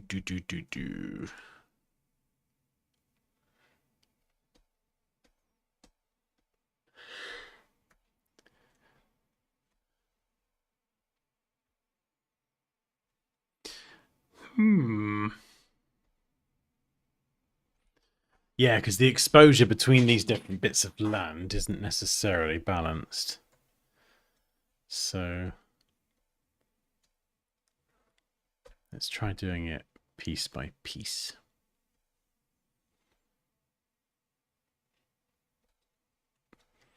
So it's just this little bit, this sort of strip here that isn't balanced correctly. If we're doing any sort of shading, 0% hardness. So let's just do this one. Let's see if we can correct this.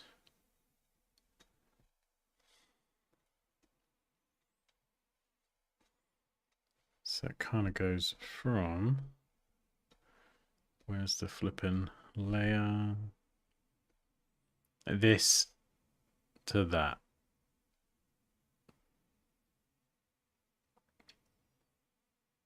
That's not too bad.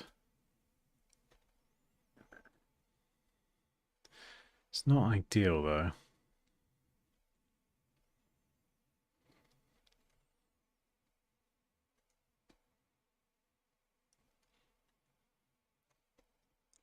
What's that?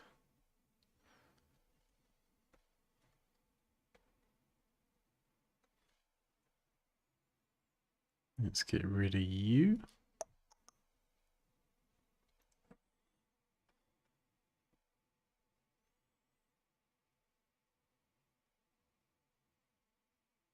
Hey, Christopher. How's it going? How will the new harmonize option work on this? It's a good question. That's a very good question. I think you could use harmonize, and it's not in the rules that you can't, but, and I've covered this in a new video on YouTube. Well, not new, it's about a month or two ago. Harmonize will give you a good starting point, but you've still got like a lot of work to do. So if you go and watch that video on the channel, it will kind of show you that harmonize can be very good at giving you an inspiration or an idea as well. So if you've got something and you're not entirely sure, like, where should the shadow go? How should it look? Ooh, yeah, let's get rid of that actually. It can be very helpful, but even if you do decide to use it, you've still got to like finish it off and to get it looking good.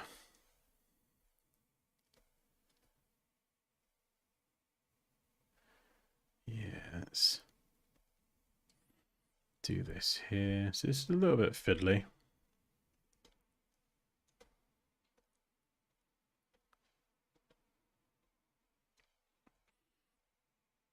Let's just darken all this here.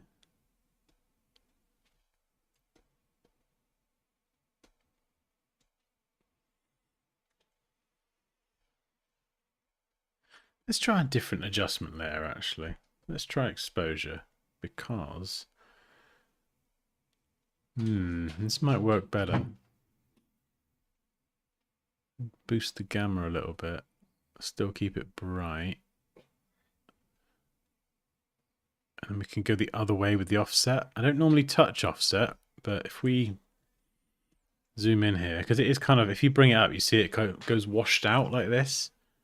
Usually it's top and bottom sliders you want to play around with, but if we just pull it a bit to the left, it might, yeah, it will counteract that washed out aesthetic. And we can just play around with these sliders. See that it, oh wow, yeah, look at that.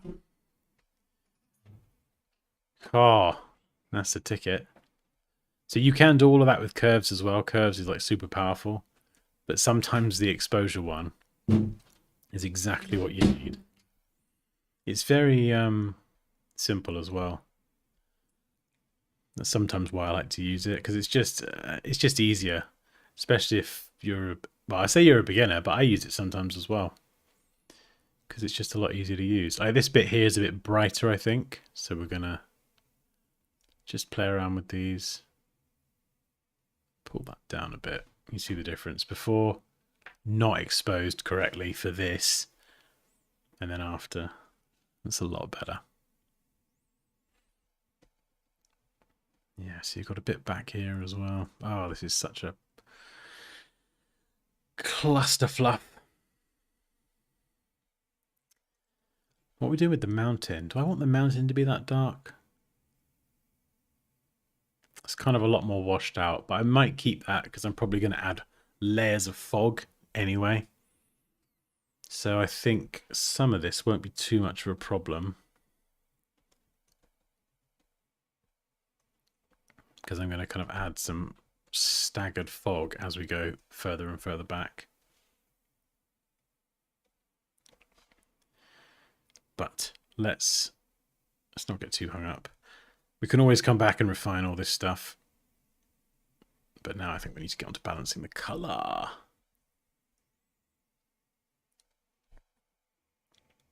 Hello.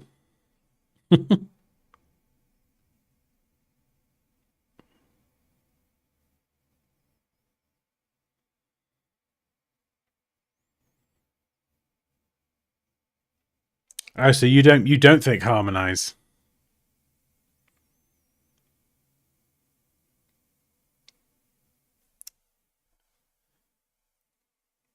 I mean, it's a tricky one. It's a tricky one because what harmonize does is it does sort of obviously use the generative AI, and it does generate a new image, but it looks like your existing image.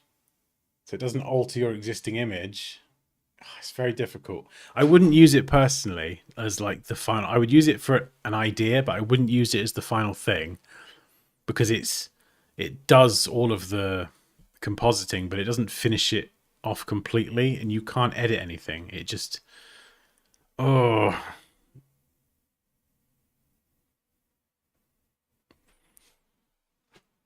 Or maybe we just say no harmonize.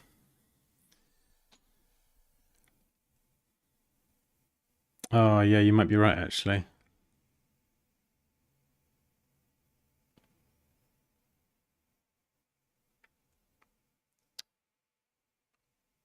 Yeah, I think you're right. I think gut instinct says that. Yeah, I will. I will add that to the competition. Actually, you're a good. Yeah, exactly. Yeah, that's a really good point. Didn't even think of that. Monster ski. Right, where would I add it? Where would I add it? Where is the bit about AI?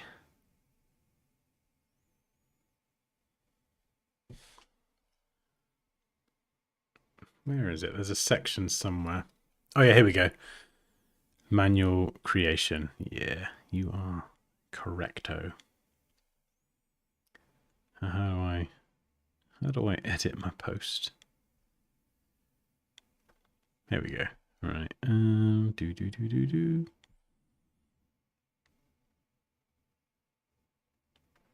Yeah, just at the. Okay.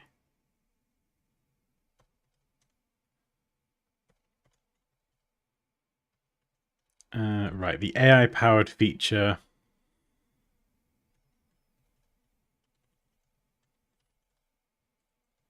Feature harmonize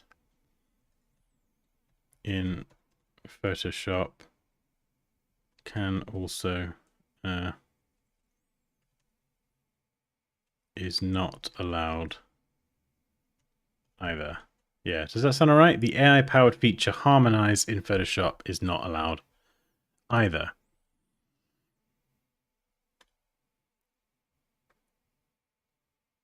Hopefully that covers it off.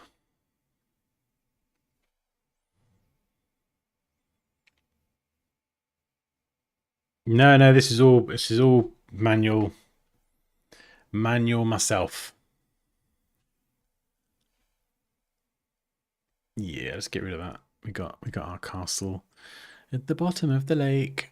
Right, we need to balance the color. It's not too bad, if I'm honest. It's just the pumpkins, obviously, the glaring orange pumpkins. There's a bunch of different techniques you can use. One of my favorites is covered in the Photoshop course. But color balance is another good one. The technique that I just mentioned is kind of like an automatic one using curves. But sometimes like this, I kind of want to eyeball it. So what we can do is we can adjust the color in the shadows, midtones, and highlights. So the darkest part of the image, the mediumest part, and then the lightest part. So if I took the shadows, for example, I could add more green just into the shadows. So let's have a look at the shadows. Sometimes just doing this by eye is quite fun as well. So you can see a bit too green there. Yeah, maybe a bit of blue. And I'm balancing this to the background image as well. So if I were to kind of go and add loads of red or loads of cyan, you can see it looks a bit off. Maybe a bit of cyan. Actually, that's quite good. But maybe not too much. I would use this. I do this slowly at first because we've got the midtones next. Maybe a tiny bit of green in there, a little bit less. If you pull the slider all the way one way or the other, you'll kind of get an idea of which ones to use. You know, see, I'm pulling the cyan one all the way to the left, and it doesn't look as horrendous as if I do that. So just kind of hop backwards and forwards. Play around with each one. And then we've got the highlights. There's not a lot of highlights in this. Oh, this bit here. Okay, this is fair enough. This is still getting captured as the highlights. So it's still a bit red. I'm just going to push it around a bit. Maybe a bit less green. Yeah, something like that.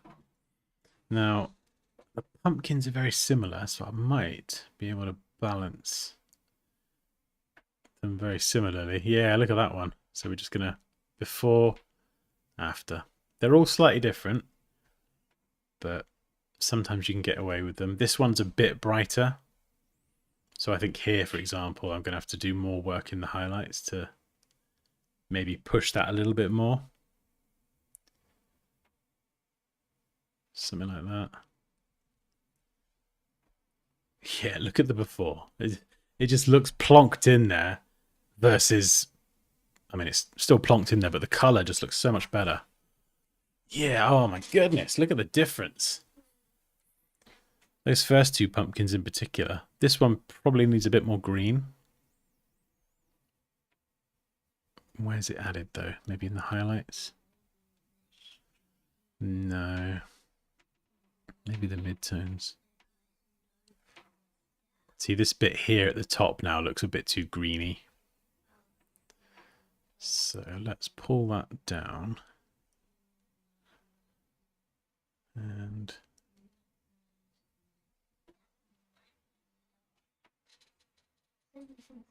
yeah, something like that maybe. These two sort of stem bits here do look a bit different now, which isn't ideal.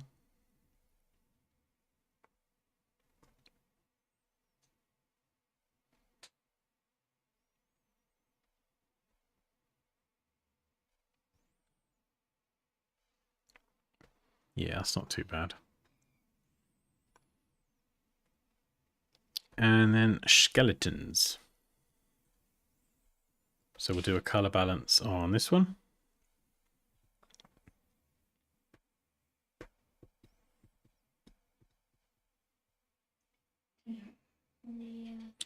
You are considering color correction with adjustment. I have a question. Is it better or worse to do this with layer styles? Oh no, 100% not layer styles. When you say layer styles, do you mean, yeah, blending options here? No. None of this. None of that for layer styles. Compositing, if you were to go back a bit later and watch the earlier part, balance your exposure with these three here. Then balance your color with either color balance or curves. I'll show you curves quickly, actually. Let me just get rid of this. So we can do something similar with curves. You've got your obviously your exposure and all that here, but you can change the drop down so we can affect the green. So we can do some color adjustments in curves, and there is a technique that I cover in the course. It's a technique that takes a lot of guesswork out of it, but it sometimes can be hit or miss. It depends on your image and how you use it. Whereas this one here is a lot more visual by eye, so you can just drag the sliders around until something looks good. You don't even need to really understand any of this. Just play around and then you'll sort of see if it blends or not, or if it stands out awfully. So if I just try this, so something like this, you know, this skeleton here, whatever, this ribs and pelvis and things, it's in the it's in a landscape with lots of green. So inevitably there is going to be some sort of green tint to it, or you're going to get like the environment kind of rubbing off on it.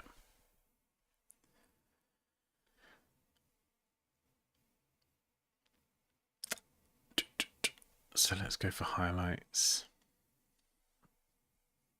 But you don't want to completely lose the color. We don't want no like neon pelvis. So we want to maintain the original color, but make sure that it is affected on some level by the environment. Shadows. So the darker parts.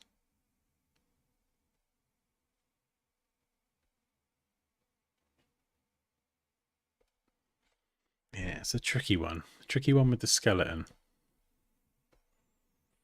Yeah, it's quite subtle there. So it just has like a little bit of a bluish tint. This one you might notice more because it's very like warm. But let's... Where's me ribs? There we go. Yeah, you see the difference there? It just... Might even need to go a little bit harder with that one on the maybe the midtones.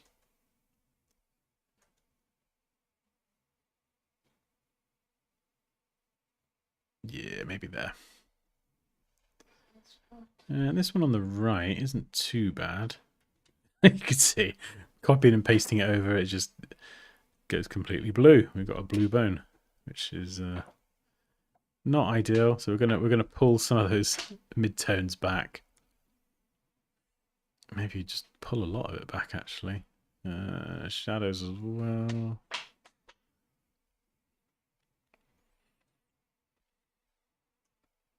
And the castle. We've not balanced anything yet, so the castle actually isn't too bad. So remember, we're going to go curves. And oh, how are we going to do this? We're going to bring down the shadows. So we're going to select the darkest part. Sorry, bring up the shadows. That's what I meant. And then we're going to bring sort of mids down a bit. Maybe push the highlights a teeny tiny bit. So you can see by working directly on the canvas, it creates the graph for you. So you don't have to work on the graph and not really know what you're doing. You can just use this and drag up or down on the canvas. You see the difference there. So it does make a difference. If we... where's my castle gone? Yeah, there we go. Completely changes it. And then we're going to balance the color. This one probably actually won't need much. I don't think the castle actually needs much color balance at all. The trees do. What are you doing? You're making me paranoid. What's happening? Just watching funny videos. They're like giggling behind me. Maybe if we desaturate the trees and bring the lightness down a bit.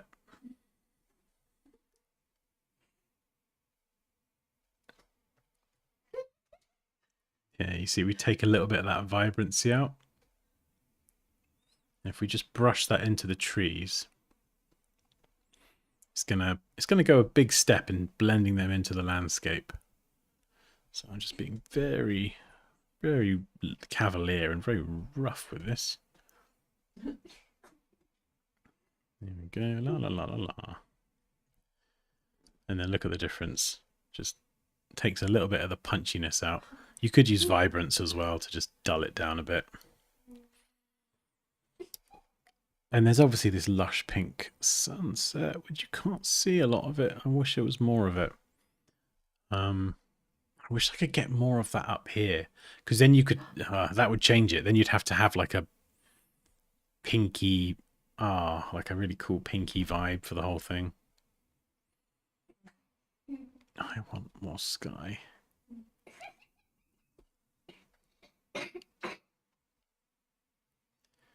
How can I...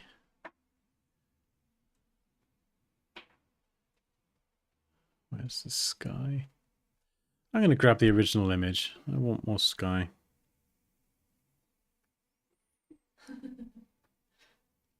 Have I got more sky? I don't really know. I got an idea. I might be able to do this and still be in compliance with my own rules. If we use the remove tool to get rid of the mountain. I don't know if this is going to work or not.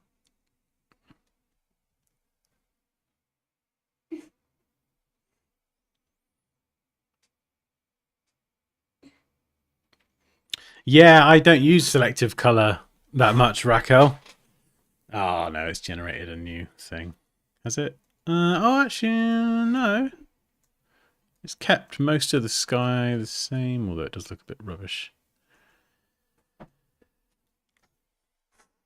Yeah, no, selective color. I've just never really liked the panel to be honest. It can be very useful in specific situations, especially with the blacks and the neutrals, but I always just find it so much easier to do color balance. What's going on? I can hear giggling. What are you giggling at? You little giggler. You're laughing at funny animal videos.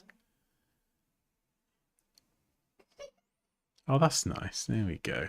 I just wish I had more sky.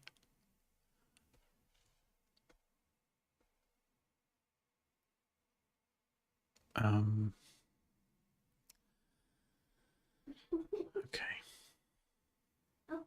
Landscape. Right, let's grab the sky. And we'll plonk it in.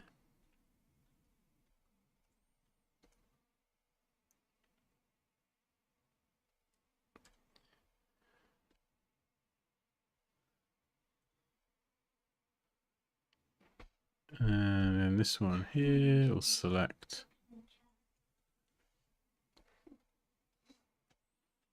Yeah, we'll select that. And then mask my sky and move it up. Oh, there we go. Yeah, there we go. Much better. That's not too bad.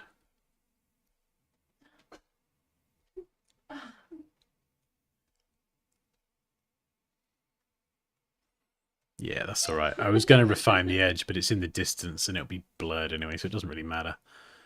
That's nice. Right, so the fact that there is such a sunset-y-ish sky, this does make it interesting, because I've colour balanced everything together to the landscape.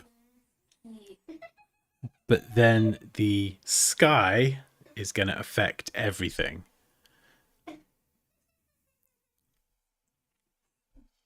So, right, first of all, we've got some stuff here that's slightly, the exposure is slightly off. So we're going to do the same thing here. Just drop the offset.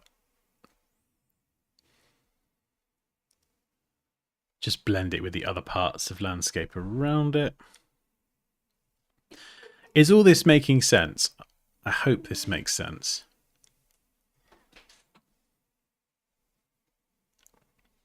Please tell me if it's not. Or if there's anything that's unclear that you'd like me to go over in a bit more detail.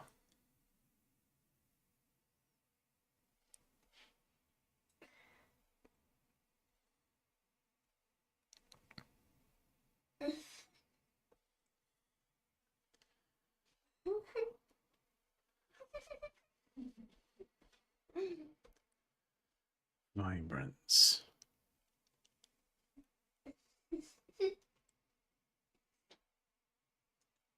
Yeah, so just bring the vibrance up to match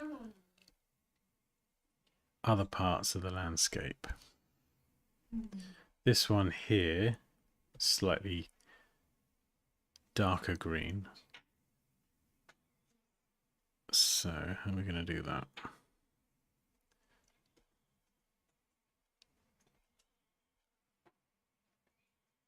Yeah, there we go. Saturation. So it's a little bit fiddly.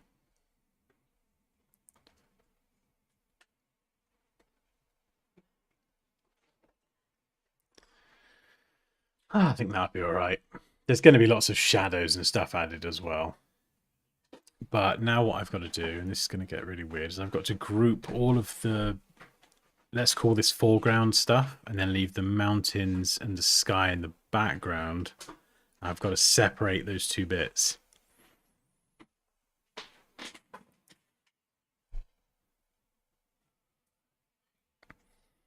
It depends on the situation. Is one method better over between color balance and curves? It really does depend on the situation.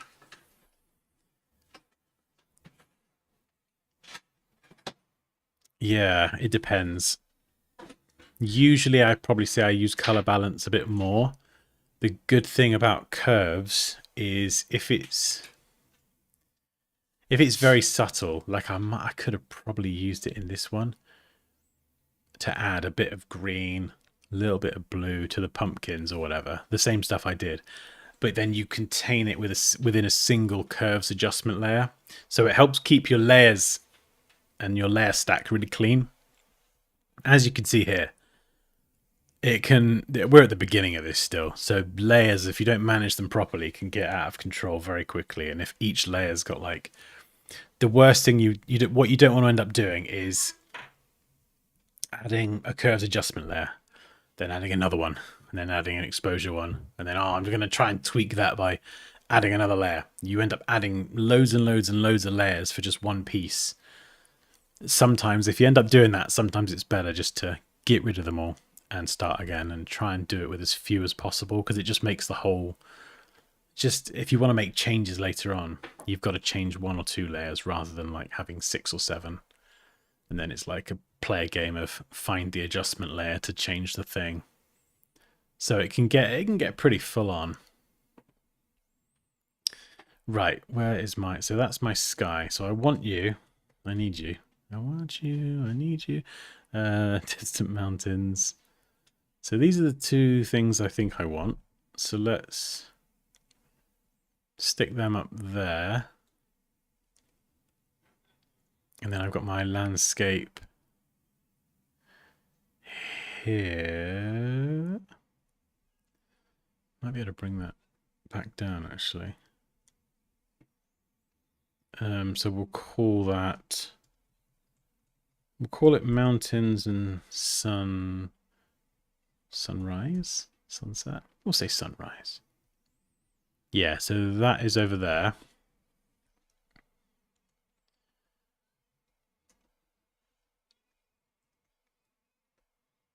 Let's just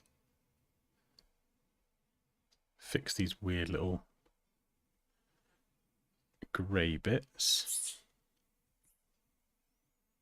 And then castle. Yeah, see, you don't want that soft, fluffy brush. You want a hard brush. Soft for shading, hard for cutting out and things.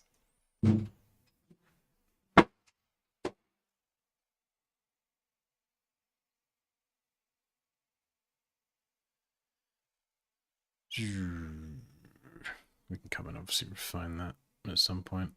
I might even just lop it off actually. Keep it a bit simpler if I just trim the top of the wall. We don't have any of those. Actually, I don't want these leaves either. This is going to be a bit of a pain in the ass. So we're going to go and chop around it like that. Yeah, there we go. Kind of just have that part of the castle sort of semi-ruined.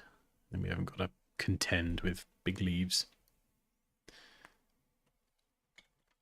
And a little bit of fringing down here. And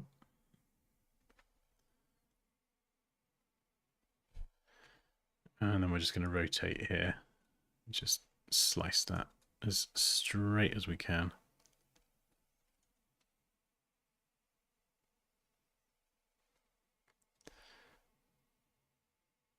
Nice.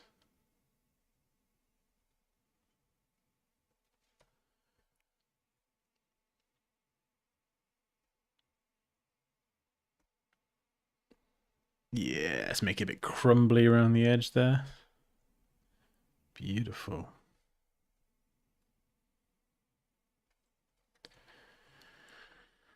Okay, so got the landscape.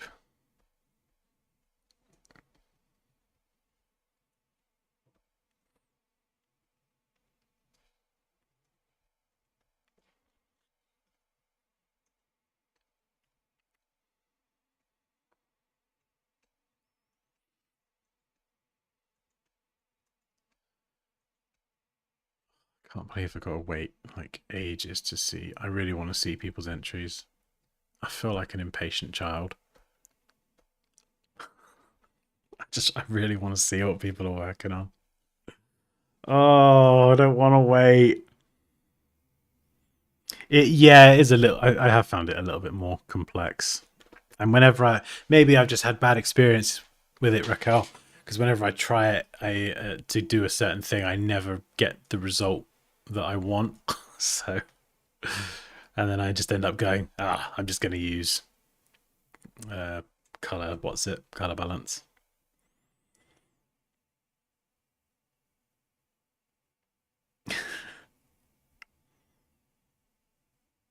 We can't use any more images. So these are the images we've got.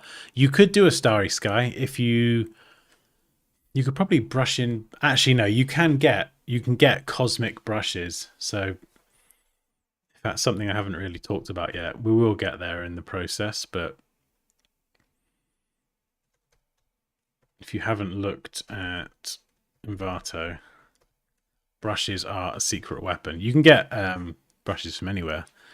But these are I'll show you the packs that I just flipping love. Yeah, filter by brushes. Where are they? These ones. You can tell by so there's the smoke ones. Where are they? Cardboard brushes. So if you wanted a cardboard texture, fire ones. Tried them out the other day. Cannot recommend them enough. In fact, I'm going to link them if you want fire, just because they're the ones I think we used yesterday or no Tuesday, and they're flipping lush. Oh, hello. I didn't realize you were there. You come back. You saying something about me? I love you. Sunray brushes, snow brushes. You can tell by the cover art, they're part of the same family. So if you want to add weather effects, Starfield, crumpled paper, cloud brushes, water splash brushes. Brushes are allowed. Okay. Yeah, they're insane. They are. Brushes are. What's this? Vintage film texture. If you've not used brushes before, they will change your life in Photoshop. Nebula. Look, you got a whole full cosmic thing. You just throw a balloon at me. Oh. I'm going to regret this, aren't I?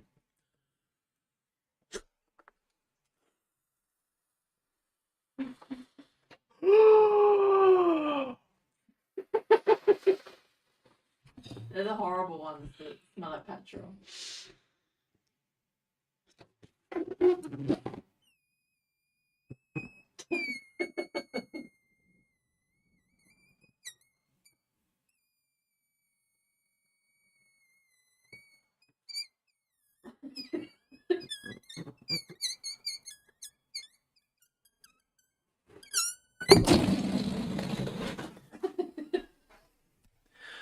Yes, anyway, nebula brushes, very good. Watercolor, dust, very, very good. Cannot recommend that one enough. Oh my god, cobwebs. I've not seen that. They've got some new ones. Lightning, Kerry. Steady on now. I know you'll like these. The fire and lightning brushes. Balloon ski! And then pulls off. Off and away. Real dust. Oh, give me that now. Haven't seen you before. Get in my library. Watercolors. Yeah, so you could do your whole thing and then you could put like a watercolor effect or stamp some sort of texture over it, or yeah, brushes do open up. Oh my god, mist. Come on. Brushes do open up a lot of doors. Realistic cloud brushes. Yes, please. If anyone does sign up to this, by the way, please use I've got an affiliate link in the stream description. I should have anyway. And then I get a nice little kickback as well. That's not why I'm showing you this. These brushes are just flipping awesome. And they just, yeah, you might look at like rain, snow and fire and all that stuff and think, wow, that's so cool. It's just stamp, stamp, stamp. It's just brilliant. Oh, spark brush. Oh, like a good cinders brush. Oh my god, fog. Oh, I can't wait to get to that. When I put the fog in, it's going to look so sick. Oh, I'm getting carried away now. Right, we're going to leave it there because I will get carried away.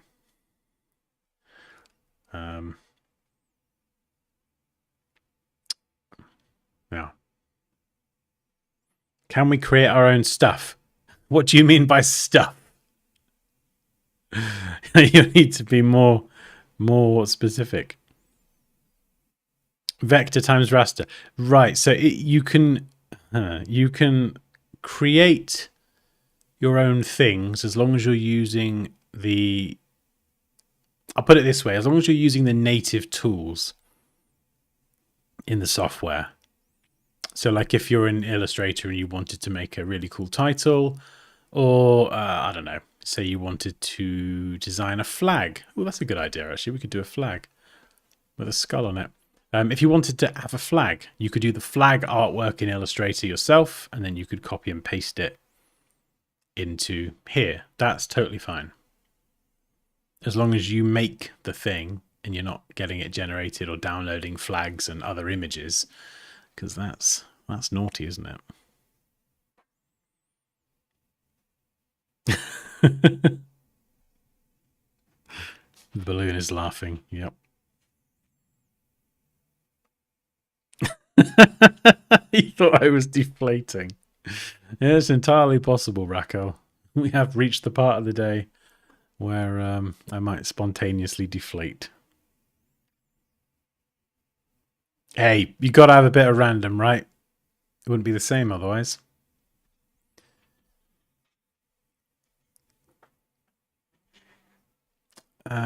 Right.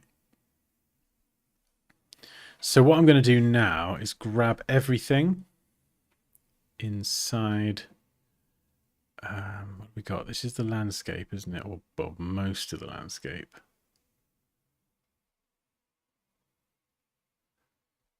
Yeah, let's call this. We'll call them objects.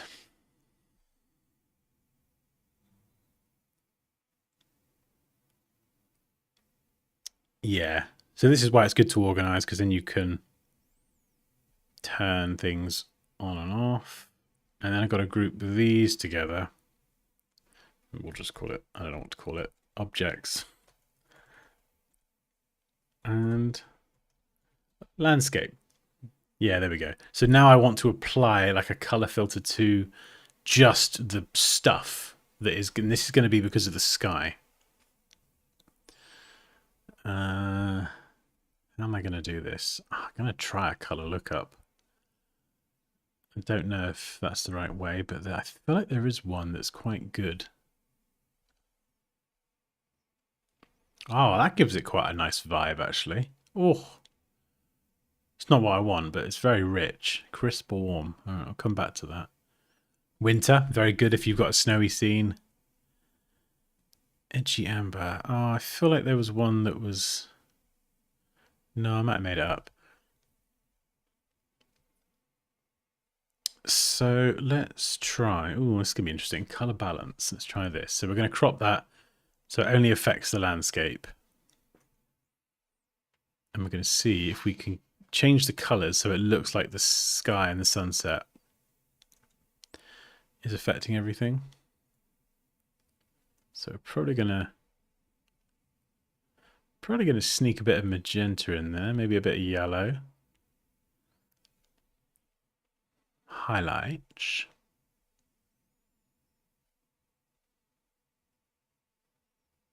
Yeah, so we're doing this really slowly. You don't want to charge into this. Shadows.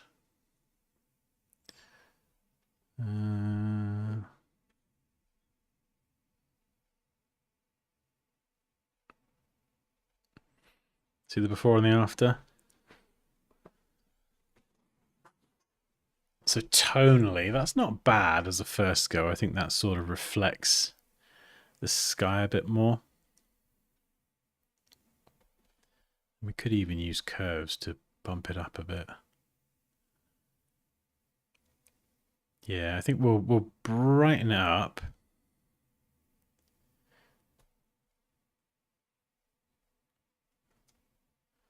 We'll brighten it up a little bit, and then I can go in and add the shadows after.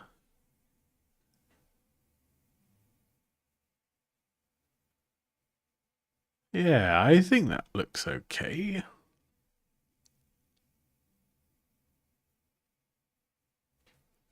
If we go and grab the where was it? The before.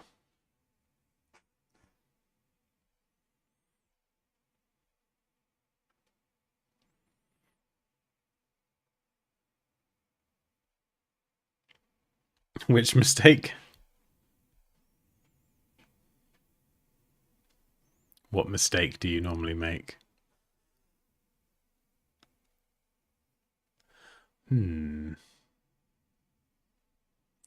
Yeah, so that was, I think, this is before any sort of compositing. And that's first pass after. So you can see the difference. I feel pretty good about this, actually. Before, we've just got a collection of stuff, and then there it's... Obviously, we've tweaked a few things, but the colour and all that's kind of coming together quite nicely.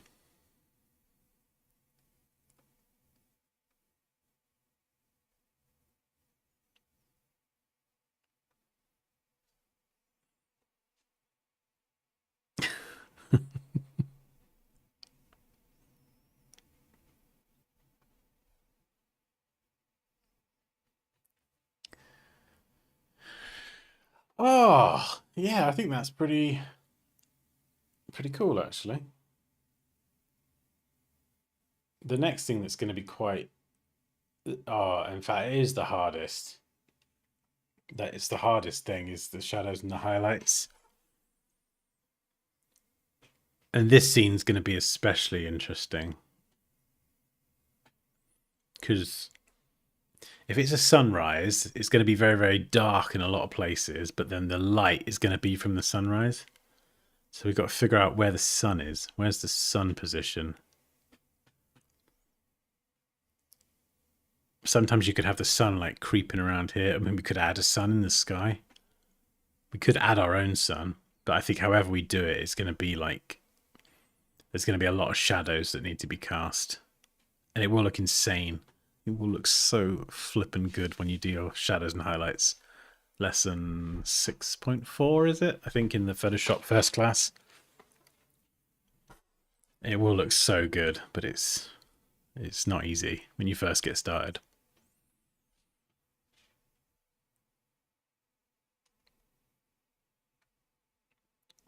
Yeah, first thing is defining where your light source is, though.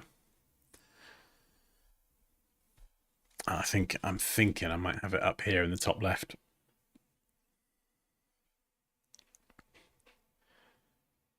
Top left, yeah.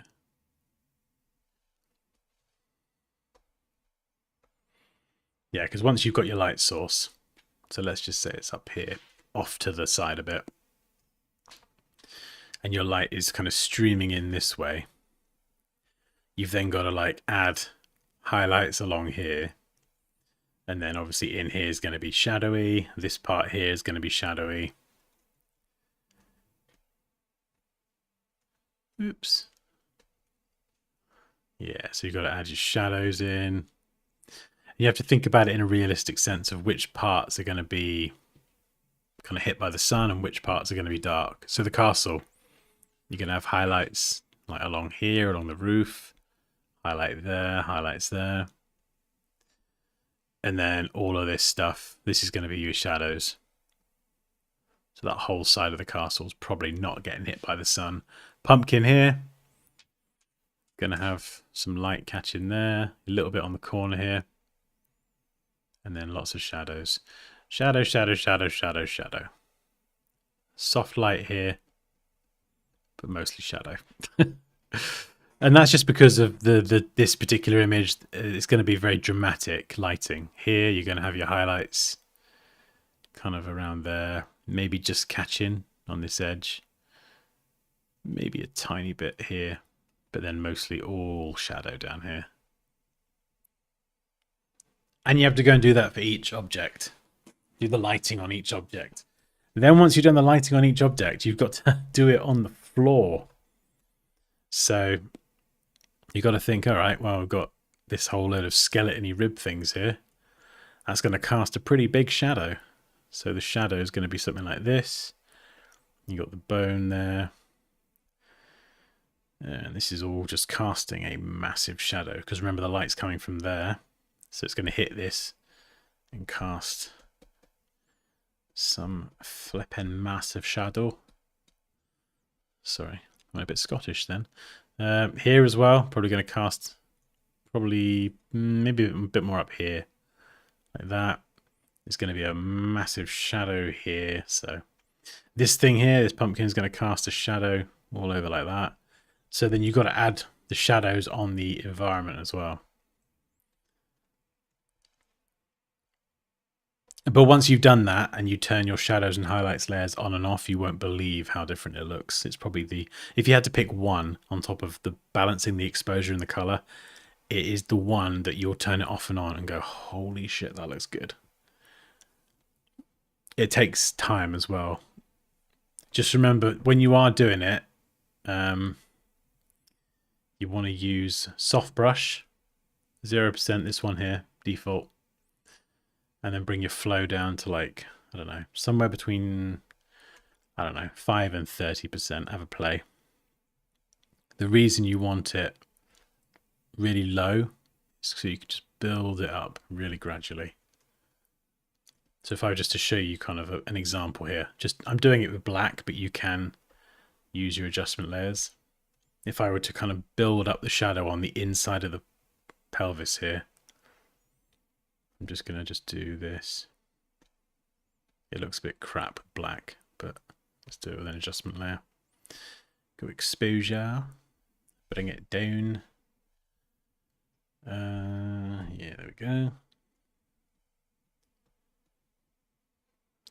So it's darkest in the middle, and then as it comes out,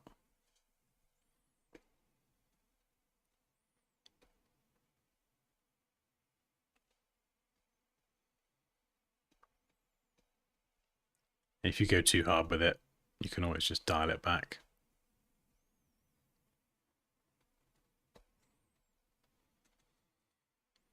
And then drop the opacity if you do need to. There's lots of ways you can do this. Like here, you go along the edge. Slightly higher flow. And, oh yeah, you need to clip it to the layer so it doesn't go on the landscape. So it's just on the bone. And just by brushing in the shadows along one part, you kind of give it the whole thing like a bit more density. Sorry, not density, depth. Makes it look more rounded. Yeah, so that's just a really quick job. But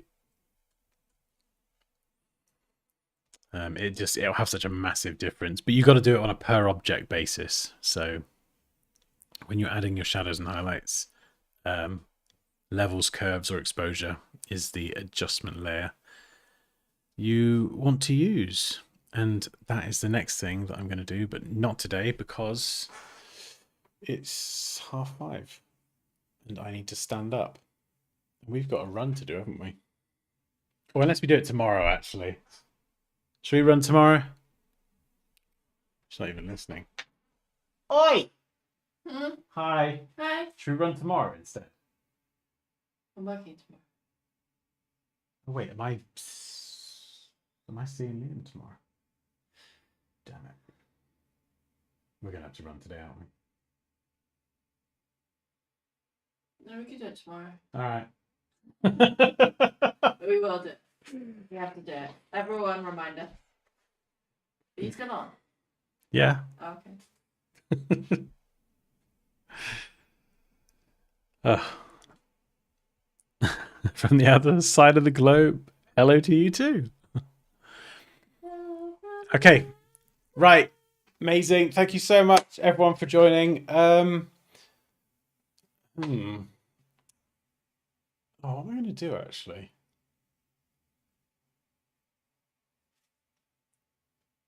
I don't know if I can wait until next week to work on this again. I don't know. I might do a little bit of work off stream, and I'll just keep recording everything because I'm still recording my screen. Let's. Yeah. There we go. Okay, we'll save that. We'll call it Monster Ski 1. Yeah, so I'll keep recording my screen just so I've got the whole the whole process. Yeah, I might try and sneak in a stream at the weekend. No, we can't. No, we can't. We're not The here week, on the weekends. weekend is absolutely rammed. Oh no. Maybe Sunday. Oh, maybe Sunday if I'm alive, Yeah. because I got to run as well. I've got a bloody 8K. We'll see. We'll see. If not, it'll be full steam ahead next week. But I will record my screen either way. But yeah, thank you so much for joining. If you would like to enter the competition, there's a link to the Discord on dansky.com. I'll show you actually. Burp, burp. So yeah, you can watch the video there with the details on how to join, or if you go down here and you just want to jump into the community, click on community here. It will take you to a page, name, email, and you'll get an invite to the community. The community is where, in Discord, is where all the rules are. It's a weird and wacky place. It's a weird and wonderful place with a lot of strange people, me and thee included. And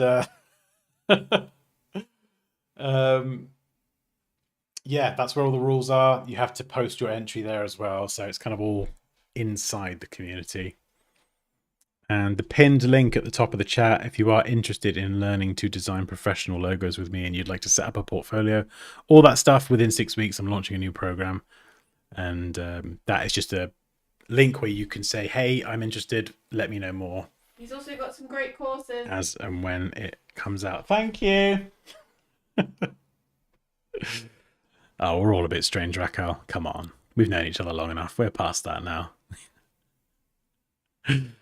Anyway, have an amazing rest of your evening, and we'll see you later.